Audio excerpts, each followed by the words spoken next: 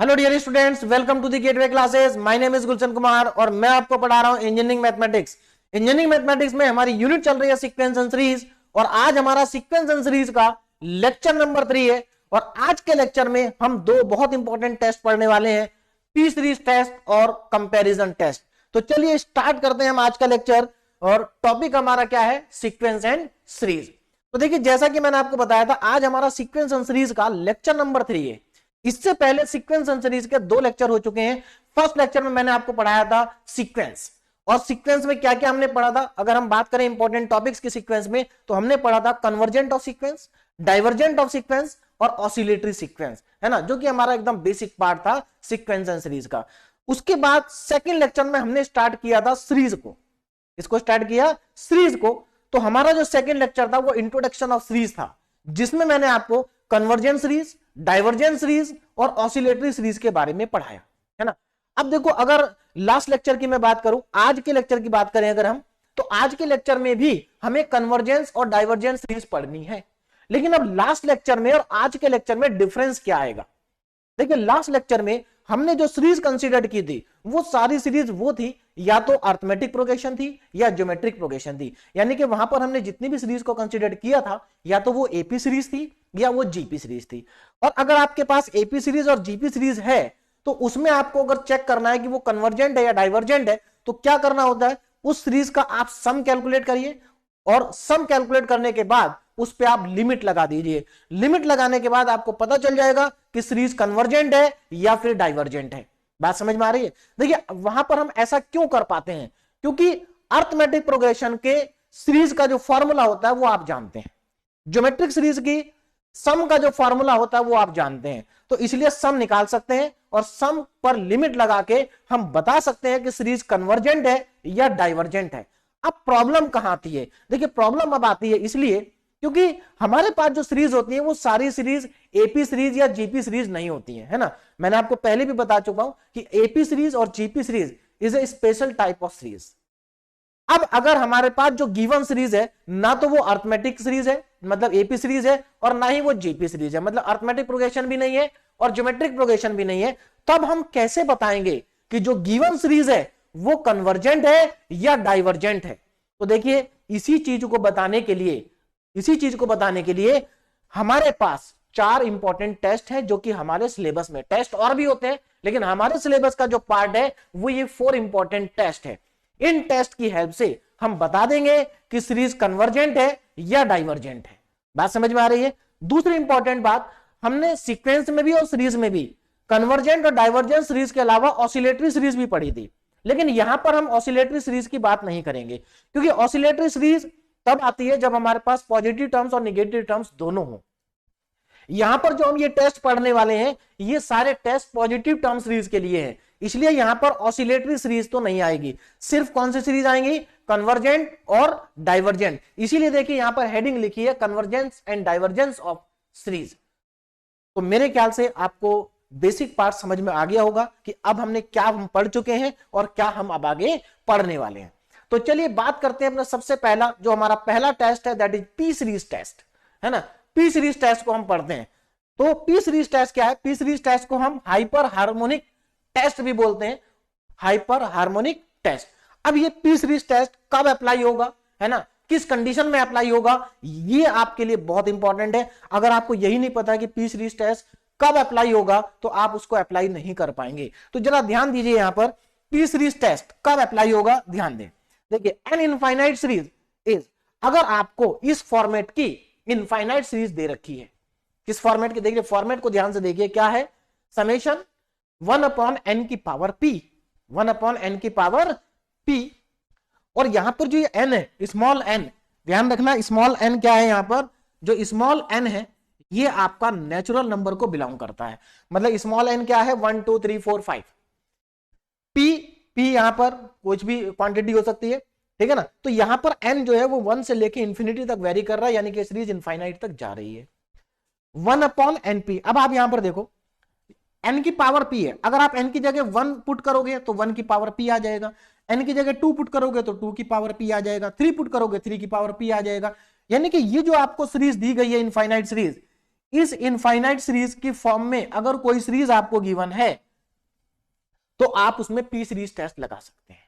बात क्लियरली समझ में आ रही है? अगर इस फॉर्मेट में आपको कोई सीरीज गिवन है तो वहां पर आप पी सीरीज टेस्ट लगा सकते हैं, लेकिन ध्यान रखें इस फॉर्मेट को आपको अच्छे से समझना है और इसको ध्यान में रखना है, तभी आप पी सीरीज टेस्ट को लगा पाएंगे। ठीक है, अब जरा ध्यान दीजिए, यानी कि आपको जो गिवन सीरीज है, अगर वो गिवन सीरीज इस फॉर्म में दी गई है या आप उस गिवन सीरीज को इस फॉर्मेट में कन्वर्ट कर सकते हैं, तब आप क्या करेंगे, इसको देखो, यहां पर आपको सिर्फ क्या करना है, इस पी को देखना है। ये जो पी है, अगर इस पी की वैल्यू ग्रेटर देन 1 हुई, अगर पी की वैल्यू ग्रेटर देन 1 हुई तो आपकी जो सीरीज होगी वो कन्वर्जेंट होगी। अगर पी की वैल्यू ग्रेटर देन 1 है तो आपकी सीरीज क्या होगी, कन्वर्जेंट। और अगर पी की value less than equal to 1 हुई तो आपकी सीरीज हो जाएगी डाइवर्जेंट। यानी कि कितना आसान है, मतलब आपको सिर्फ पी की वैल्यू को चेक करना है, अगर ग्रेटर देन 1 हुई तो कन्वर्जेंट और अगर लेस देन इक्वल टू 1 हुई तो डाइवर्जेंट। देखो इस पॉइंट को ध्यान से देखना, अगर लेस देन 1 हुई तब भी आपकी डाइवर्जेंट होगी और पी इक्वल टू 1 हुआ तब भी आपकी डाइवर्जेंट ही होगी। ठीक है, चलिए इसके ऊपर बेस क्वेश्चन करते हैं तो बहुत अच्छे से आपको ये क्लियरली समझ में आ जाएगा। देखिए, test the convergence of the series, हमें इस सीरीज का कन्वर्जेंस टेस्ट करना है, मतलब हमें चेक कर, देखिए कन्वर्जेंस टेस्ट का मतलब ये नहीं कि केवल कन्वर्जेंस ही देखना है, ये कन्वर्जेंस भी हो सकती है, डाइवर्जेंस भी हो सकती है ना। तो चलिए इसको टेस्ट करते हैं। तो देखो ये पहले जो सीरीज आपको दे रखी है, क्या ये इस सीरीज इसी फॉर्मेट में है? डेफिनेटली। देखो आप ऊपर 1 1 है सब में और नीचे क्या है, नीचे भी अगर आप देखोगे तो नीचे भी यहां पर नेचुरल नंबर ही है। देखिए कैसे, ध्यान दे इधर देखो। सबसे पहले एक और इंपॉर्टेंट बात, हमारे पास जो सीरीज होंगी, सीरीज की जो nth टर्म होगी उसको हम क्या मानते हैं, un। तो पहले तो मैं एक काम करता हूं, यहां पर ये जो हमें सीरीज दी है इसको मैं क्या मान लेता हूं, समेशन ऑफ un, है ना। आपको मैं पहले भी बता चुका हूं, अगर आपके पास कोई इनफाइनाइट सीरीज दे रखी है तो हम उसको इस तरीके से रिप्रेजेंट करते हैं। un क्या है, यहां पर सीरीज की nth टर्म है ना। तो अगर आप nth टर्म में समेशन लगा देते हैं तो ये क्या रिप्रेजेंट करता है, सीरीज को रिप्रेजेंट करता है ना। तो यहां पर summation un equal to 1 plus 1 upon root 2 plus 1 upon root 3 plus 1 upon root 4, ये हमारे पास सीरीज है। अब इसको जरा ध्यान से देखो, क्या मैं इस सीरीज को इस फॉर्मेट में कन्वर्ट कर सकता हूं? डेफिनेटली। देखो कैसे, और इसी में दिया ही है। देखो हम इसको और कैसे लिख सकते हैं, ऐसे un इज इक्वल टू, देखिए ध्यान से देखिए यहां पर ये जो 1 है, क्या मैं इस 1 के अपॉन में अंडर रूट 1 लिख सकता हूं? 1 के अपॉन में अंडर रूट 1 प्लस 1 के अपॉन में अंडर रूट 2 तो पहले से ही दिया था, plus 1 upon under root 3 plus 1 upon under root 4 plus ये इस तरह से चलते जाएगा। अब अगर मैं आपसे पूछूं कि इस सीरीज की nth टर्म क्या होगी, देखिए यहां पर आपको सीरीज की nth टर्म कैलकुलेट करनी होगी और nth टर्म को कैलकुलेट करना बहुत आसान होता है। अब यहां पर जरा आप ध्यान दीजिए, अगर मैं आपसे पूछूं इस सीरीज की nth टर्म क्या है, तो देखिए इस सीरीज की जो nth टर्म जब आप निकालेंगे तो देखो हो क्या रहा है, यहां पर ये 1 है, ये 2 है। आप रूट को अभी भूल जाइए, आप ये देखिए यहां पर वेरिएशन क्या चल रहा है, ऊपर तो 1 है, नीचे क्या चल रहा है, 1 2 3 4। तो जब हम n टर्म्स पर पहुंचेंगे तो n आ जाएगा।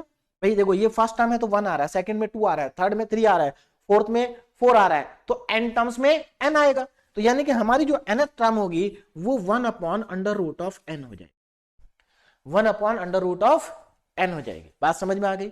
अब 1 upon under root of n, और एक और चीज ध्यान दीजिए, इसको हम और कैसे लिख सकते हैं, इसको ऐसे भी तो लिख सकते हैं 1 अपॉन n की पावर 1/2।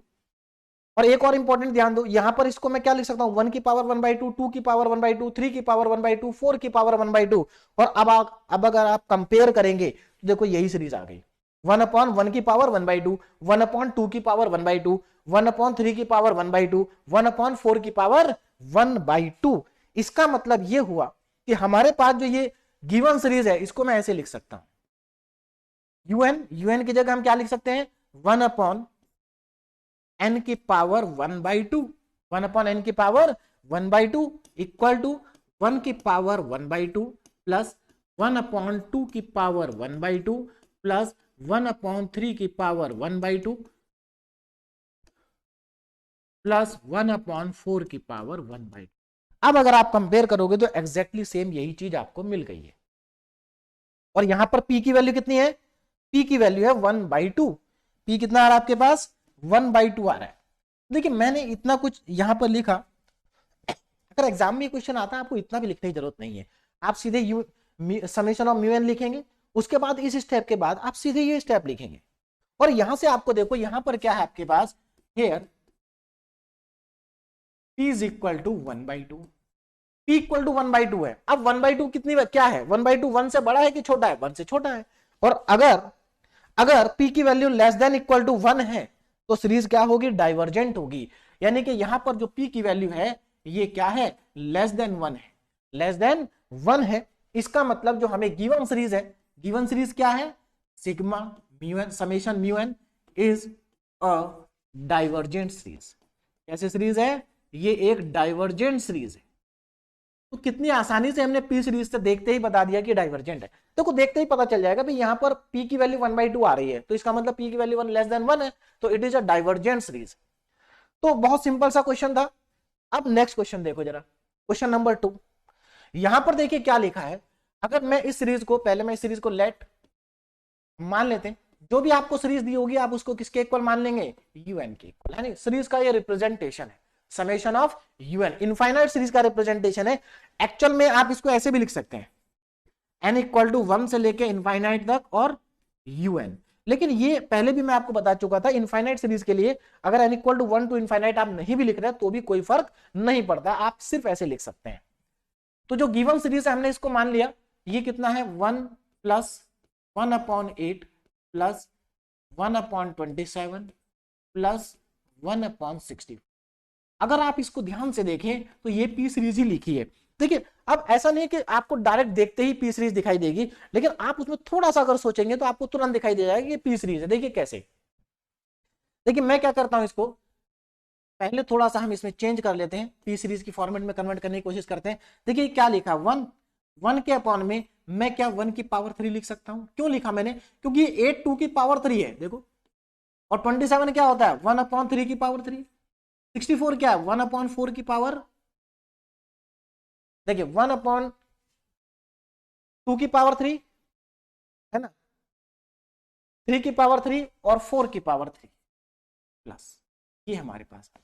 तो अगर आप यहां पर ध्यान से देखें तो क्या ये इसके साथ रिजेंबल नहीं हो रहा है, पी सीरीज जो है हमारे पास 1 की पावर p, 2 की पावर p, 3 की पावर p, 4 की पावर p, बिल्कुल एग्जैक्टली वही चीज हमारे पास यहां भी बन रही है, 1 की पावर 3, 2 की पावर 3 और 3 की पावर 3 और 4 की पावर 3। इसका मतलब अगर मैं अब इसकी nth टर्म को निकालूं, किसको निकालूं, nth टर्म को अगर मैं इसकी निकालूं तो देखो कितना आएगा, इसकी nth टर्म क्या आ जाएगी, देखो यहाँ 1 की पावर 3 है, 2 की पावर 3 है ना, तो ऐसे जब n टर्म्स पर पहुंचेंगे तो n की पावर 3 हो जाएगा, यानी कि 1/n की पावर 3, 1/n की पावर 3। तो हमारे पास सीरीज क्या हो जाएगी, समेशन ऑफ 1/n की पावर 3, 1/n की पावर 3। तो अब हम इसमें पी सीरीज टेस्ट लगा सकते हैं, n की पावर 3 यानी कि p की वैल्यू कितनी आ गई, 3 आ गई, p की वैल्यू कितनी आ गई, 3 आ गई। बोलो बात समझ में आ रही है। तो मैं पूरा ना लिखते हुए सिर्फ ये लिखता हूं म्यू एन, और म्यू एन कितना है 1/n की पावर 3। और यहां से हमें क्या पता चला, यहां से हमें पता चला कि p कितना हमारे पास, p है हमारे पास 3, है ना, p कितना है, here p is equal to 3, p की वैल्यू 3 है, और p की वैल्यू 3 क्या होता है, ग्रेटर देन 1। तो अगर p ग्रेटर देन 1 है तो क्या होगा, तो सीरीज जो होगी हमारे पास, जो गिवन सीरीज है वो क्या होगी, series is divergent, series is convergent, क्योंकि वैल्यू क्या है, ग्रेटर देन 1 है। तो ये तो था हमारा पी सीरीज टेस्ट, जो कि बहुत ही आसान था और आपको बहुत आसानी से समझ में आ गया होगा। कुछ नहीं करना, आपको सिर्फ चेक करना है कि p की वैल्यू ग्रेटर देन 1 है या लेस देन 1 है या इक्वल टू 1 है। तो लेस देन 1 और इक्वल टू 1 में डाइवर्जेंट आएगा और ग्रेटर देन 1 में कन्वर्जेंट आएगा। बहुत आसानी के साथ आप इसको बता सकते हैं। लेकिन अब ये नहीं कि पी सीरीज हमारा कंप्लीट हो गया, एक्चुअल में अब जो हमारा नेक्स्ट टेस्ट है that is comparison test. Actual में कंपैरिजन टेस्ट के अंदर ही पी सीरीज टेस्ट का यूज होता है। बात समझ में आ रही, देखो कंपैरिजन टेस्ट नाम से ही समझ में आ रहा है कि यहां पर हम कंपेयर करेंगे। तो एक्चुअल में कंपेयर किसके साथ करेंगे, पी सीरीज के साथ, कंपेयर किसके साथ करेंगे, पी सीरीज के साथ। तो अब जरा ध्यान दीजिए कंपैरिजन टेस्ट को कैसे अप्लाई करते हैं, और यहां पर भी पी सीरीज टेस्ट आएगा। बात समझ में आ रही ना, यहां हर क्वेश्चन में पी सीरीज टेस्ट आएगा। तो पहले देखिए कंपैरिजन टेस्ट को करते कैसे हैं, है ना, मतलब हम कंपैरिजन टेस्ट से कैसे बताएंगे कि जो गिवन सीरीज है वो कन्वर्जेंट है या डाइवर्जेंट है। एक और इंपॉर्टेंट बात देखो, इन दोनों ही एग्जांपल में अगर आप ध्यान से देखें तो क्या ये जो सीरीज आपको दी है क्या ये अरिथमेटिक प्रोग्रेशन है, क्या ये एपी सीरीज है? नहीं है, एपी सीरीज नहीं है। इसलिए और जो दूसरा एग्जांपल है ये भी एपी सीरीज नहीं है। इसलिए अगर आप लास्ट लेक्चर के मेथड यहां पर अप्लाई करने की कोशिश करेंगे तो नहीं अप्लाई कर पाएंगे। क्यों? क्योंकि ये गिवन सीरीज है ये ना तो एपी है और ना ही ये जीपी है। बात समझ में आ रही है? ना तो एपी है ना जीपी है, तो इसका मतलब प्रीवियस लेक्चर वाला मेथड यहां पर अप्लाई नहीं हो पाएगा। वो मेथड तभी अप्लाई होगा जब आपको एपी और जीपी दिया। चलिए अब हम चलते हैं अपने कंपैरिजन टेस्ट पे ना। कंपैरिजन टेस्ट, पहली चीज तो ये टेस्ट कब लगेगा? जब आपके पास पॉजिटिव टर्म सीरीज होगी, है ना। मैंने बताया था कि पॉजिटिव टर्म सीरीज क्या होती है, जिसके सारे टर्म पॉजिटिव हो, है ना। तो वहीं पर इसको अप्लाई करेंगे, यानी कि बात क्लियर हो जाती है कि यहां पर कोई भी सीरीज ऑसिलेटरी नहीं आएगी, क्योंकि जब सारे टर्म पॉजिटिव है तो यहां पर सारे के सारे टर्म पॉजिटिव होने का मतलब ये है कि आपके पास ऑसिलेटरी सीरीज आएगी नहीं, सिर्फ या तो सीरीज कन्वर्जेंट होगी या सीरीज डाइवर्जेंट होगी। तो चलिए देखते हैं कैसे इसको अप्लाई कर रहे हैं। अब जरा ध्यान दीजिए, सबसे पहले आप क्या करेंगे, let summation un and summation vn be two positive term series. हम यहां पर दो पॉजिटिव टर्म सीरीज को कंसीडर करेंगे, एक तो समेशन un और दूसरा समेशन vn। अब ये un और vn है क्या, जरा इसको पहले समझ लेते हैं। देखिए, जिसको आप समेशन un मानेंगे वो गिवन सीरीज होगी। जैसे आप अभी देखो इस क्वेश्चन में जो आपको सीरीज गिवन थी उसको आपने un माना ना, समेशन un। सिमिलरली यहां पर भी आपको जो गिवन सीरीज होगी उसको आप समेशन un मान के चलेंगे। क्लियर हो गया ये पॉइंट? अब आगे देखो, अब बात आती है, अच्छा ये जो समेशन un है ये गिवन सीरीज है और इसी को आपको चेक करना है कि ये कन्वर्जेंट है या डाइवर्जेंट है। इसी को तो चेक करना है कि ये कन्वर्जेंट है या डाइवर्जेंट है। चलिए अब चलते हैं अपने दूसरे वाले पे। तो पहला तो मेरे ख्याल से आपको समझ में आ गया कि ये वाला जो हमारे पास है इसका हमें गिवन सीरीज है ना। और जो समेशन vn है ये ऑक्सिलरी सीरीज या इसको हम पी सीरीज कह सकते हैं, है ना। ये कौन सी सीरीज है हमारी? P series. अब ये सीरीज क्वेश्चन में गिवन नहीं होगी, ये सीरीज आपको अपने आप लिखनी होगी। कैसे लिखेंगे जरा ध्यान दीजिए, ये सीरीज आपको क्वेश्चन में गिवन नहीं है, आप इस सीरीज को इसी सीरीज की हेल्प से लिखेंगे। जो आपको गिवन सीरीज है ना उसी सीरीज की हेल्प लेंगे और आप एक पी सीरीज लिखेंगे। कैसे लिखेंगे ये मैं आपको क्वेश्चन में समझाऊंगा और सारे क्वेश्चन में लिखने का तरीका एक ही जैसा होगा, है ना। तो इसी सीरीज की हेल्प से हम इस सीरीज को लिखेंगे और ये कौन सी सीरीज होगी? P series. अब एक बात बताओ, अगर ये पी सीरीज है तो पी सीरीज तो हमें पता है कि पी सीरीज को कन्वर्जेंट और डाइवर्जेंट कैसे बताना है भाई, अब ये भी हमने पढ़ा ना पी सीरीज के बारे में।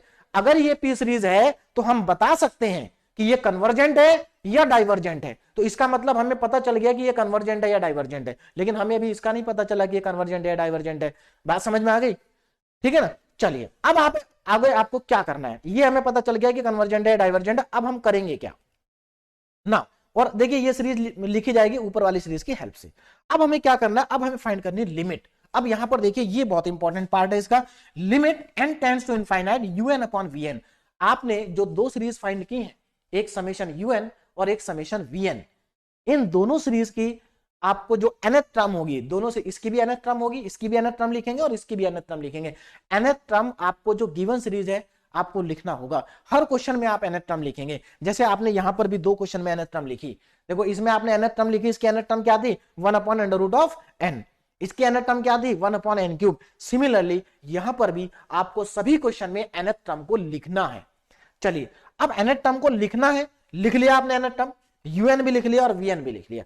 अब कैसे लिखेंगे ये तो मैं आपको क्वेश्चन में ही समझाऊंगा, लेकिन जब आपके पास un और vn आ गया तो आप क्या करेंगे, un को vn से डिवाइड करेंगे और इस पर लिमिट अप्लाई कर देंगे n टेंड्स टू इनफाइनाइट। और लिमिट अप्लाई करने के बाद आप इसकी लिमिट को कैलकुलेट करेंगे और इसकी लिमिट अगर कैलकुलेट करने के बाद अगर फाइनाइट आती है, फिक्स वैल्यू आती है और नॉन जीरो वैल्यू आती है तो हमारा जो कंपैरिजन टेस्ट है वो एप्लीकेबल होगा। याद रखें, अगर ये वैल्यू जीरो आ गई तो कंपैरिजन टेस्ट एप्लीकेबल नहीं होगा, ठीक है। या ये अगर फाइनाइट वैल्यू नहीं आई तब भी कंपैरिजन टेस्ट एप्लीकेबल नहीं होगा। तो कंपैरिजन टेस्ट इन्हीं कंडीशन में अप्लाई हो सकता है जब आपकी वैल्यू फाइनाइट हो और नॉन जीरो हो, जीरो नहीं होनी चाहिए, ठीक है। तो यानी कि अगर ऐसा है तो हमारा जो टेस्ट है वो एप्लीकेबल है। अब टेस्ट अगर एप्लीकेबल है तो अब मान के चलिए कि आपका क्वेश्चन ऑलमोस्ट कंप्लीट हो गया है। क्यों हो गया कंप्लीट? अगर टेस्ट एप्लीकेबल है तो अब हम इसको और इसको कंपेयर कर सकते हैं, इसको और इसको कंपेयर कर सकते हैं। और कैसे कंपेयर करना जरा ध्यान दीजिए, ये पी सीरीज टेस्ट थी तो इसका तो आपको पता है कि ये कन्वर्जेंट है डाइवर्जेंट है ना। अगर ये कन्वर्जेंट है तो ये भी कन्वर्जेंट होगी, और अगर ये डाइवर्जेंट है तो ये भी डाइवर्जेंट होगी, और क्वेश्चन कंप्लीट। बात समझ में आ गई? अगर ये कन्वर्जेंट है तो ये भी कन्वर्जेंट होगी, और अगर ये डाइवर्जेंट है तो ये भी डाइवर्जेंट होगी। यही देखो आगे लिखा है। तो आप क्या करेंगे, पी सीरीज टेस्ट लगाएंगे। किस पे लगाएंगे P series test? By P series test on, by P series test on, इस पर लगाएंगे पी सीरीज टेस्ट। ध्यान दीजिएगा, आप लगाएंगे समेशन ऑफ वीएन पर। यही तो आपकी पी सीरीज है। इस पी सीरीज पर आप पी सीरीज टेस्ट लगाएंगे तो आपको पता चल जाएगा कि ये सीरीज है, ये कन्वर्जेंट है या डाइवर्जेंट है। यानी कि ये आपको सिग्मा एन जो सीरीज है पता चल जाएगा कन्वर्जेंट है या डाइवर्जेंट है। और अगर ये कन्वर्जेंट हुई, अगर समेशन वीएन कन्वर्जेंट है तो समेशन यूएन भी कन्वर्जेंट होगी। और ये कौन सी सीरीज है? जो आपको क्वेश्चन में दे रखी थी। तो आपको पता चल गया कि ये सीरीज क्या है, कन्वर्जेंट है। और अगर ये डाइवर्जेंट हुई तो ये भी डाइवर्जेंट होगी, यानी कि क्लियर हो गया। तो क्वेश्चन कंप्लीट हो गया। बहुत ही आसान। देखिए ये दोनों ही टेस्ट बहुत ज्यादा आसान है, और ये पूरी यूनिट ही बहुत ज्यादा आसान है। आपको बस थोड़ा सा ध्यान रखना है बेसिक फॉर्मूलों के ऊपर, है ना। चलिए, अब जो हमारा आज का लेक्चर, इसमें कुछ फॉर्मूले यूज होंगे। कौन कौन से फॉर्मूले यूज होंगे जरा ध्यान दीजिए। जैसे साइन एक्स, अगर देखो यहां पर आपको जो सीरीज चेक करने के लिए आती है, अगर उस सीरीज के अंदर साइन कॉस टेन अगर ये टर्म्स आ जाती हैं तो आपको वहां सीरीज का फॉर्मूला लगाना होगा। जब हमने मैथमेटिक्स 1 पढ़ा था, M1 पढ़ा था, तो वहां पर हमने टेलर सीरीज और मैक्लॉरेन सीरीज में, है ना, sine x, tan x, cos x, sine inverse x, cos inverse x, tan inverse x, इन सब की सीरीज हमने वहां पर लिखी थी, है ना। तो वो सीरीज अब आप यहां पर काम आएंगी। तो अभी जो इंपॉर्टेंट है मैंने यहां पर लिख दी है। जैसे साइन एक्स की सीरीज बहुत इंपॉर्टेंट है। क्या होती है? X minus x cube upon 3 factorial plus x की power 5 upon 5 factorial minus x की power 7 upon 7 factorial. Cos x की सीरीज में 1 minus x square upon 2 factorial plus x की पावर 4 अपॉन 4 फैक्टोरियल। याद रखें कब लगानी है? अगर आपकी सीरीज में साइन आ जाए, अगर आपकी nth टर्म में क्या आ जाए, साइन आ जाए या कॉस आ जाए, तो आप ये सीरीज लगाएंगे। ठीक है, अभी मैंने यहां पर 2 लिखे हैं। आप इसके अलावा 2 फॉर्मूले और बचते हैं सीरीज के, टेन और टेन इनवर्स एक्स, है ना। चलिए, उसके बाद यहां पर और कौन फॉर्मूला यूज होगा? ये फॉर्मूला, ये मैंने आपको लास्ट लेक्चर में बताया था। Limit n tends to infinite 1 plus X upon n की whole power n equal to e की पावर x। ये हमारा लिमिट का फॉर्मूला है ना। पहले आप इसको 11th 12th क्लास में पढ़ चुके हैं, यहां पर भी हम इसको यूज करेंगे, है ना, लिमिट का फॉर्मूला। ठीक, चलिए, उसके बाद एक और फॉर्मूला यहां पर यूज होगा, दैट इज बाइनोमियल थ्योरम। ये भी हम मैथमेटिक्स 1 में कई बार यूज कर चुके हैं। 1 प्लस एक्स की whole power n, 1 plus x की whole power n is equal to 1 plus n x plus n into n minus 1 upon 2 factorial x square. आपको बस इतना ही यूज करना होगा, इतने से ही हमारा काम चल जाएगा, है ना। एक और आगे की टर्म मैंने लिख दी है, अगर आप केवल इतना भी याद कर लेंगे तो आपका काम हो जाएगा। बात समझ में आ रही है? तो ये हमारे कुछ बेसिक फॉर्मूले हैं जिनका हम आज यूज करेंगे क्वेश्चंस के अंदर। तो चलिए अब क्वेश्चंस को सॉल्व करते हैं कंपैरिजन टेस्ट के ऊपर बेस्ड जो क्वेश्चन है। पहला हमारे पास क्वेश्चन आ गया, टेस्ट द सीरीज। ये सीरीज आपको दे रखी है, इसको हमें टेस्ट करके बताना है कि ये कन्वर्जेंट है या फिर डाइवर्जेंट है। तो चलिए स्टार्ट करते हैं क्वेश्चन को। तो सबसे पहला स्टेप हमारा क्या होगा, हम इसको मान लेंगे कि लेट समेशन यूएन, ये जो सीरीज है ये क्या है, समेशन यूएन है। तो 1 plus 1/3 1 plus 1/3 plus 1/5 plus 1/7 plus dash dash dash. अब अगर आप इसको ध्यान से देखें, है ना, तो ये पी सीरीज नहीं है, ये पी सीरीज नहीं है। ध्यान से देखो, ये पी सीरीज में कन्वर्ट नहीं हो सकती। बात समझ में आ रही है ना। ऊपर 1 जरूर है, लेकिन नीचे क्या है, नीचे कोई नीचे आप इसको n की पावर p की फॉर्मेट में कन्वर्ट नहीं कर सकते। तो ये पी सीरीज तो नहीं है। अब हमें क्या करना, सबसे पहला काम है हमें इसकी nth टर्म को फाइंड करना। तो इसकी nth टर्म क्या होगी, इसकी nth टर्म होगी un। ध्यान देना, इस समेशन un ये सीरीज को रिप्रेजेंट करता है, और जो un है वो nth टर्म को रिप्रेजेंट करता है। तो हमें इस सीरीज की nth टर्म को लिखना है। अब जरा ध्यान देना, nth टर्म क्या होगी, है ना, nth टर्म क्या होगी। देखो यहां पर क्या मैं इस 1 के नीचे 1 लिख सकता हूं, कोई प्रॉब्लम नहीं, है ना। 1 के नीचे अगर हम 1 लिख दें तो कोई प्रॉब्लम मेरे ख्याल से नहीं है, हम लिख सकते हैं, है ना। 1 के नीचे 1 क्या कर सकते हैं, हम लिख सकते हैं। यहां पर हमें क्या दिया, 1 प्लस, तो इस 1 के नीचे मैं 1 लिख सकता हूं, कोई प्रॉब्लम, 1 प्लस था, 1 के नीचे 1 लिख दिया। चलिए अब यहां पर जरा समझें इसको। देखिए नीचे क्या लिखा है 1357, ऊपर तो 1 है तो इसका मतलब ऊपर तो 1 आने वाला हमारा nth टर्म है क्योंकि ऊपर 1 ही है। नीचे क्या आएगा, नीचे लिखा है 1357, ये कैसे आएगा देखो जरा इधर ध्यान से। अगर मैं यहां पर देखूं 1357, अगर आप इस सीरीज को ध्यान से देखें, इस सीक्वेंस को अगर आप ध्यान से देखें तो ये अर्थमेटिक प्रोग्रेशन है। देखिए ओवरऑल अर्थमेटिक प्रोग्रेशन नहीं है, लेकिन ये जो डिनोमिनेटर वाला पार्ट है ये एपी बना रहा है। अगर ये एपी बना रहा है तो इसमें देखो ए कितना है 1, कॉमन डिफरेंस कितना है 2, तो इसका कॉमन डिफरेंस 2 है, फर्स्ट टर्म इसकी 1 है। अगर इसमें फर्स्ट टर्म और कॉमन डिफरेंस अगर इतना है तो क्या आप यहां पर बता सकते हैं कि इसकी nth टर्म क्या होगी। nth टर्म का फॉर्मूला होता है a plus n minus 1 D, ये हमारा क्या है nth टर्म का फॉर्मूला है। अब यहां पर अगर मैं वैल्यूज को सब्स्टिट्यूट करूं तो a कितना है 1 प्लस n माइनस 1 और d कितना है 2, इसको जरा कैलकुलेट करें 1 प्लस 2n माइनस 2, तो ये कितना आ जाएगा, ये आने वाला आपके पास 2n माइनस 1। इसका मतलब डिनोमिनेटर में हम क्या लिखेंगे 2n माइनस 1 लिखेंगे, 2n माइनस 1, 2n माइनस 1। तो समझ में आया nth टर्म को कैसे लिखना है। nth टर्म को लिखना बहुत आसान होता है, बस आपको पैटर्न को पहचानना है कि पैटर्न क्या चल रहा है, ठीक है ना। अगर आप पैटर्न को आइडेंटिफाई कर लेंगे तो आपके लिए nth टर्म को लिखना बहुत ही आसान हो जाएगा।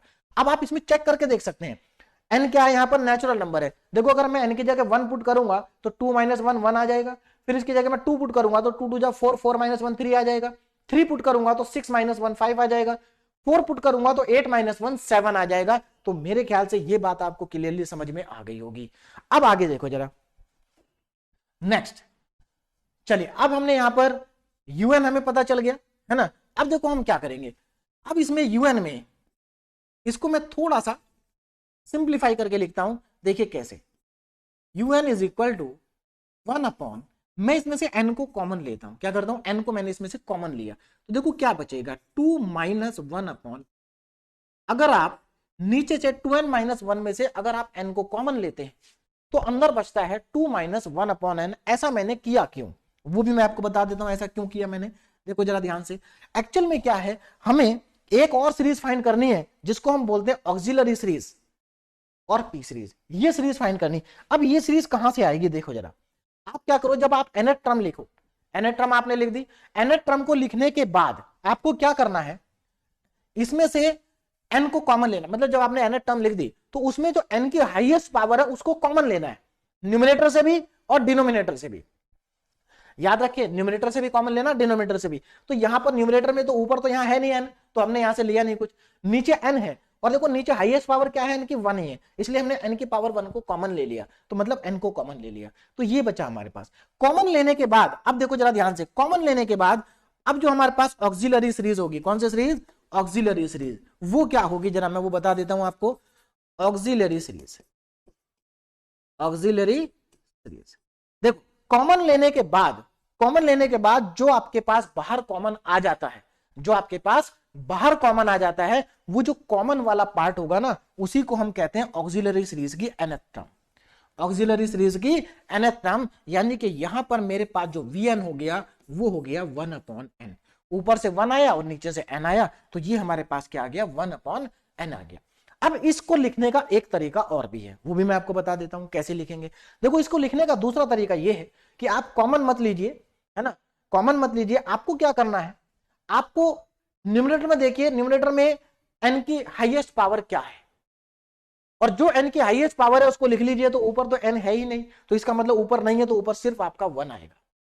फिर नीचे देखो, नीचे n की हाईएस्ट पावर क्या है 1 है, तो आप नीचे डिनोमिनेटर में n की पावर 1 लिख दो, मतलब n लिख दो, बात खत्म। कुछ और लिखना ही नहीं है पूरे में से, बस आपको n की जो हाईएस्ट पावर है उसको उठा के न्यूमरेटर में भी लिखना है और डिनोमिनेटर में भी लिखना है, ठीक है। तो आपके पास ऑक्सिलरी सीरीज आ जाएगी और पी सीरीज आपके पास आ जाएगी। तो यहां से हमारे पास पी सीरीज तो आ गई। अब देखो आगे, अब इसके आगे क्या करना है, आपके पास un आ गया, आपके पास vn आ गया। अब सबसे पहले निकालेंगे हम लिमिट, क्या निकालेंगे, लिमिट को हम फाइंड आउट करेंगे। अब जरा यहां पर ध्यान दीजिए, नाउ लिमिट, तो लिमिट निकालना है, limit n tends to infinity un upon vn, यही फॉर्मूला था हमारा लिमिट कैलकुलेट करने का। देखो जरा ध्यान से, हमें लिमिट फाइंड आउट करने दे, ये un अपॉन vn, तो हमने वही फॉर्मूला यहां पर लगा दिया un अपॉन vn। अब इसमें वैल्यू को पुट कर दीजिए। un कितना है जरा ध्यान दीजिए। अब un कौन सा वाला पुट करना है, देखो ध्यान से। मैंने यहां पर डायरेक्ट भी मैं इसको लिख सकता था, मैंने ऐसा क्यों लिखा, मैंने यहां पर n को कॉमन ले लिया ना, तो आप ये वाला un पुट करिए, इसको नहीं पुट करिए, इसको पुट करिए। बात समझ में आ रही? अगर आप कॉमन ले चुके तो आप इसको पुट करिए। चलिए इसको मैं पुट करता हूं, 1 upon n 2 minus 1 upon n, ये तो un हुआ। अब इसको डिवाइड करना vn से, तो vn कितना है 1 अपॉन n। देखो अगर आप किसी चीज को ध्यान दीजिए, अगर आप un को 1 किससे डिवाइड कर रहे हैं, 1 अपॉन n से डिवाइड कर रहे हैं, तो ये n क्या हो जाएगा, ऊपर चला जाएगा। यानी कि मैं यहां पर क्या डायरेक्ट ऐसे लिख दूं, n अपॉन, ये बात आपको मालूम होगी जब हम किसी चीज को डिवाइड करते हैं, अगर हमें किसी को डिवाइड करना है तो आप उसके रेसिप्रोकल से मल्टीप्लाई करते हैं तो एक ही बात है। तो मैंने क्या किया, नीचे लिखने के बाद 1 अपॉन n इसके नीचे लिख, अगर मैं 1 अपॉन n इसके नीचे लिखूंगा तो n सबसे ऊपर ही चला जाएगा, और यहां पर हमेशा ये कैंसिल आउट होगा। कैंसिल आउट हो गया, तो अगर ये कैंसिल आउट हो गया तो आप जरा ध्यान से देखो, एक मिनट, मैंने यहां पर लिमिट नहीं लगाई, मैं लिमिट तो लिख देता हूं। हाँ, यहां पर लिमिट छूट गया, limit n tends to infinite, और un की value 1 upon n 2 minus 1 upon n into n upon 1, n से n कैंसिल, n से n कैंसिल। देखो कितना आ गया, limit n tends to infinite. अब यहां पर हमारे पास बचा 1 upon 2 minus 1 upon 2 minus 1 upon n। अब यहां पर ध्यान से देखो, अब आप यहां पर लिमिट को अप्लाई कर सकते हैं, क्यों, क्योंकि कोई प्रॉब्लम नहीं है। अगर आप n की जगह इन्फिनिटी रखोगे तो देखो लिमिट लगाने के बाद आपके पास क्या आएगा, 1 अपॉन 2 माइनस 1 अपॉन इन्फिनिटी, और 1 अपॉन इन्फिनिटी क्या होता है, 0, तो यानी कि 2 माइनस 0 0, यानी कि यहां पर आंसर आ जाएगा सीधे सीधे हमारे पास 1 अपॉन। तो हमारे पास जो लिमिट आ गई वो 1 अपॉन 2 आ गई। अब आप मुझे ये बताएं कि ये जो 1 अपॉन 2 है, ये जो वैल्यू है, क्या ये फाइनाइट है? डेफिनेटली ये फाइनाइट है, फिक्स है, और नॉन जीरो भी है, एंड नॉन जीरो। बोलो बात समझ में आ रही है? फाइनाइट भी है, फिक्स भी है, नॉन जीरो भी है। तो अगर हमारी लिमिट फाइनाइट भी हो, फिक्स भी हो, और नॉन जीरो भी हो, तो टेस्ट क्या होगा, एप्लीकेबल होगा। तो हमारा जो टेस्ट है, हम यहां पर क्या लिखेंगे कि टेस्ट इज एप्लीकेबल। बोलो बात समझ में आ रही है? Test is applicable. चलिए, तो अब हमारा यहां पर जो टेस्ट होगा वो एप्लीकेबल होगा। तो अब यहां ध्यान दीजिए, मैं नेक्स्ट स्लाइड पे जाता हूं। तो टेस्ट इज एप्लीकेबल है ना, टेस्ट इज एप्लीकेबल, जो हमारा टेस्ट है वो एप्लीकेबल होगा, टेस्ट इज एप्लीकेबल। अब जरा यहां पर ध्यान दीजिए, अगर टेस्ट एप्लीकेबल है, अगर टेस्ट एप्लीकेबल है तो अब क्या करेंगे, है ना। अब हमारा नेक्स्ट स्टेप क्या होना चाहिए, तो देखो जरा ध्यान से, इधर टेस्ट एप्लीकेबल हो गया। अब आप क्या करेंगे, now by P series test, अब आप क्या करेंगे, पी सीरीज टेस्ट अप्लाई करेंगे, किस पर, अब जरा इधर ध्यान देना, पी सीरीज टेस्ट लगाएंगे, कहां लगाएंगे, इस वीएन पर, है ना। तो by P series test, by P series test, है ना। तो P by P series test on summation VN. अब जरा यहां पर ध्यान से देखो, समेशन वीएन पर हम पी सीरीज टेस्ट लगा रहे हैं, और ये वीएन तो हमें पता पहले से। तो यहां पर देखना, summation VN is equal to summation, VN की वैल्यू कितनी थी, 1 अपॉन एन, 1 अपॉन एन। अब देखो ये अब पी सीरीज आ गई ना, समेशन 1 अपॉन एन, तो देखो पी सीरीज की फॉर्म आ गई हमारे पास, पी सीरीज की फॉर्म आ गई, और यहां पर पी की वैल्यू कितनी है, हियर p इक्वल टू 1। और अब आप मुझे बताइए कि अगर p सीरीज में p की वैल्यू 1 है तो क्या होता है, सीरीज डाइवर्जेंट होती है, इक्वल टू 1 पे भी डाइवर्जेंट होती है, लेस देन पे भी डाइवर्जेंट होती है। तो हम यहां से क्या कह सकते हैं कि हमारे पास जो समेशन वीएन सीरीज है, यानी कि जो हमारी ऑक्सिलरी सीरीज है, ये क्या है, समेशन वीएन इज और डाइवर्जेंट सीरीज, डाइवर्जेंट सीरीज। ये कैसी सीरीज है? डाइवर्जेंट सीरीज है। मेरे ख्याल से सबको समझ में आ गया होगा। देखो सारे क्वेश्चन एक ही जैसे हैं, इसलिए ध्यान से समझ लीजिए, एक क्वेश्चन से सारे क्वेश्चन क्लियर हो जाएंगे, है ना। तो समेशन वी एन क्या है? डाइवर्जेंट सीरीज है। और अब क्या कहेंगे हम, अगर ये डाइवर्जेंट है, now by comparison test, by comparison test, अब हम क्या करेंगे, इसका कंपैरिजन करेंगे किसके साथ में? बाय कंपैरिजन टेस्ट, है ना। तो कंपैरिजन टेस्ट से हम क्या कह सकते हैं कि जो हमारा समेशन यूएन है, summation UN is also divergent, तो ये भी डाइवर्जेंट होगा। देखो सारे क्वेश्चन में यही आपको करना है, कुछ अंतर नहीं है, सिर्फ थोड़ा बहुत कैलकुलेशन का अंतर है, सारे क्वेश्चन एक जैसे हैं, आप बस इसको समझ लीजिए, ठीक है ना। कि आपको पहले चेक करना है कि टेस्ट एप्लीकेबल है या नहीं, एक बार दोबारा से देख लीजिए, क्योंकि एक ही क्वेश्चन समझ में आ गया तो सब समझ में आ जाएंगे। आपको सीरीज दी होगी पहले, उसको उस सीरीज को क्या मानेंगे? Summation UN. फिर उसकी nth टर्म निकालेंगे, उसकी nth टर्म से n की हाईएस्ट पावर को कॉमन लेके, न्यूमरेटर से भी और डिनोमिनेटर से भी कॉमन ले लेंगे, और जो बाहर कॉमन आएगा वही वाला पार्ट हमारा ऑक्सिलरी सीरीज कहलाएगा। ऑक्सिलरी सीरीज की nth टर्म होगी वो, तो ऑक्सिलरी सीरीज की nth टर्म आ गई, ठीक है। अब आपके पास यूएन भी आ गया, वीएन भी आ गया, तो पहले लिमिट निकाल लो। यूएन अपॉन वीएन करने के बाद आपके पास लिमिट, यहां पर लिमिट, और देखो यहां पर लिमिट मैं पहले बता चुका हूं, यहां पर कोई कॉम्प्लिकेटेड लिमिट का क्वेश्चन नहीं आएगा, यहां बहुत आसान होगी लिमिट को कैलकुलेट करना। देखो कितना आसान है, लिमिट कैलकुलेट हो गई 1/2, फाइनाइट है, फिक्स है और नॉन जीरो है, तो हमारा टेस्ट एप्लीकेबल होगा। और अगर टेस्ट एप्लीकेबल हुआ तो आपने जो वीएन निकाला था उसमें से पी निकाल लीजिए, और पी की वैल्यू यहां पर 1 है तो ये डाइवर्जेंट हो गया। अगर ये ग्रेटर देन 1 होती तो ये कन्वर्जेंट होता, है ना। तो ये हमारे पास सीरीज क्या आ गई? समेशन वीएन डाइवर्जेंट है। और हमने वहां पर कंपैरिजन टेस्ट में हमने पढ़ा है कि अगर वीएन डाइवर्जेंट है तो यूएन भी डाइवर्जेंट ही होगी, तो हमारे पास इसलिए कंपैरिजन टेस्ट से ये भी डाइवर्जेंट है। तो मेरे ख्याल से ये क्वेश्चन आपको क्लियरली समझ में आ गया होगा। अब बाकी सारे क्वेश्चन ऐसे ही करने हैं आपको, बस आपको क्या करना, nth टर्म लिखना आना चाहिए। तो चलिए अब जल्दी से करते हैं हम अपने बाकी के बचे हुए क्वेश्चन ना। क्वेश्चन नंबर 4, तो हमारे पास देखो ये सीरीज दी है, तो पहला step, let summation UN is equal to 1 plus 1 upon 1 2 3 plus 1 upon 2 3 4 plus 1 upon 3 4 5, ये हमारे पास क्या है? सीरीज है, ठीक है ना। चलिए अब इसमें देखो, अब इसकी जो nth टर्म होगी, इसकी nth टर्म क्या होगी उस पर जरा ध्यान देते हैं। nth term of the given series, है ना, इस गिवन सीरीज की nth टर्म क्या होगी इसके बारे में हम बात करते हैं। देखिए यहां पर अगर आप ध्यान दें तो यहां पर 1 2 3 हमारा सीक्वेंस चल रहा है ना।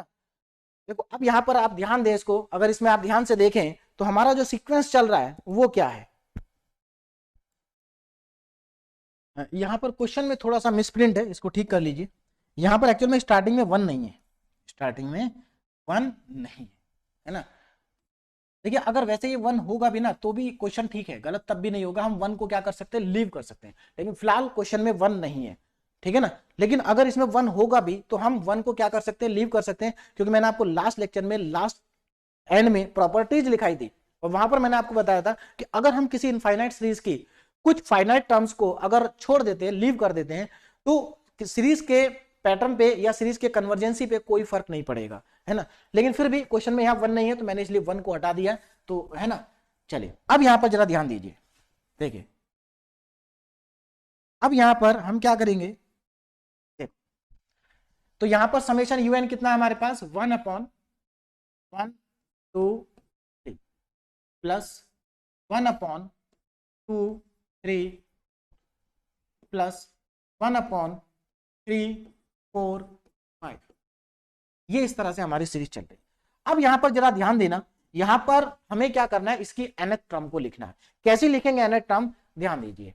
देखिए यहां पर nth टर्म ही लिखना इंपॉर्टेंट है, un इज इक्वल टू, देखो न्यूमरेटर में सभी जगह पर 1 है तो न्यूमरेटर में तो 1 आएगा, कोई प्रॉब्लम हमें नहीं है। कितना आ जाएगा, 1 आ जाएगा। अब आगे देखो जरा, नीचे क्या लिखा है, 1 2 3 2 3 4। देखो इस तरह से आपको कैसे क्या देखना, ध्यान देना। आप यहां पर सीधे 1 के बाद देखो पहली वाली टर्म में पहला नंबर 1, दूसरी टर्म में पहला नंबर 2, तीसरी टर्म में पहला नंबर 3, यानी कि अगर मैं इसको सेपरेटली यहां पर लिखूं तो देखो क्या लिखेंगे, ध्यान देना। यहां पर मैं इधर कैलकुलेट कर लेता हूं ये सारी चीजें, देखिए तो हमारे पास क्या आ रहा है, 1 2 3 4 इस तरह से आगे चलते जा रहे हैं, 1 2 3 4 आएगा इस तरह से। ये क्या है? ये अर्थमेटिक प्रोग्रेशन ही है। अगर आप इसकी nth टर्म निकालेंगे तो इसकी nth टर्म n ही आएगी। कितनी आ जाएगी? n आ जाएगी। इसकी nth टर्म क्या आएगी? n आएगी। बोलो बात समझ में आ रही है? तो इसकी nth टर्म कितनी है? n है यहाँ पर। तो यहाँ पर यानी कि 1 2 3 इसके लिए मैं क्या लिख सकता हूं? यहाँ पर n लिख सकता हूं। अब आगे देखो, तो इसकी nth टर्म क्या आ गई? इसकी nth टर्म आ गई n। अब यहां पर सेकंड वाले नंबर देखो, 2 3 4 यानी कि 2 3 4 और आगे 5 भी आएगा 6 भी आएगा इस तरह से। अब इसको ये अगेन एपी अर्थमेटिक प्रोग्रेशन है। अगर आप इसकी nth टर्म निकालेंगे, देखिए कितना आएगा? an का फॉर्मूला क्या होता है? a plus n minus 1 D. तो यहां पर वैल्यू पुट करो जरा, a कितना है? 2 plus n minus 1, common difference कितना है? कॉमन डिफरेंस 1 ही है, तो यही रह जाएगा, है ना, n माइनस 1। तो यहां से an कितना आ रहा है? देखो 2 माइनस 1 1 आ जाएगा, यानी कि n प्लस 1। इसका मतलब ये वाले जो 2 3 4 वाली एपी है, इसकी nth टर्म कितनी हो गई? n plus 1। तो 2 3 4 के लिए आ जाएगा n प्लस 1। अब एक और बच गया हमारे पास 3 4 5। चलिए इसको भी चेक कर लेते हैं। 3 4 5, ये पहला पार्ट, ये दूसरा पार्ट। अब 3 के लिए देखो कितना है? 3 4 एंड 5, ये इस तरह से चलते जाएगा। अब इसकी अगर मैं nth टर्म को निकालूं an, तो देखो फर्स्ट टर्म कितनी है? a plus n minus 1 D आएगा। और यहां पर nth टर्म a कितना? फर्स्ट टर्म 3 प्लस यहां पर कॉमन डिफरेंस 1 है, तो n माइनस 1 ही आ जाएगा, यानी कि nth टर्म हमारे पास आ जाएगी n प्लस 2। n प्लस 2 हमारे पास आ जाएगा। तो मेरे ख्याल से आपको क्लियरली समझ में आ गया होगा कि यहां पर nth टर्म क्या आएगी। ठीक, तो यहां से हमें पता चल गया कि जो हमारा थर्ड फैक्टर आएगा वो n प्लस 2। तो ये मेरे ख्याल से आपको क्लियरली समझ में आ गया होगा कि किस तरह से हमने यहां पर इस सीरीज को लिखा है ना। तो बहुत ही सिंपल और आसान है इसको लिखना। इसमें एक प्रिंटिंग मिस्टेक और भी है इसमें, है ना, इसको भी ध्यान ही नहीं दिया है। देखिए एक्चुअल में ऊपर न्यूमरेटर में यहां पर 1 और 1 के बाद यहां पर आपके पास 3 है, कितना है? 3, और यहां पर है 5, 1 3 5 और उसके बाद 7 आएगा।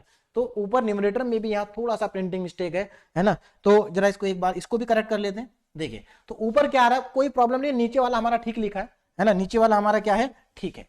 यहां पर और यहां पर थोड़ा सा चेंज आएगा, देखिए ध्यान दें जल्दी से। तो यहां पर कितना आएगा? ऊपर 3 और यहां पर कितना आएगा? 5, है ना। तो अब यहां पर इसका मतलब एक सीरीज और मिल गई हमें, 1 3 5, और इसकी भी nth टर्म लिखेंगे।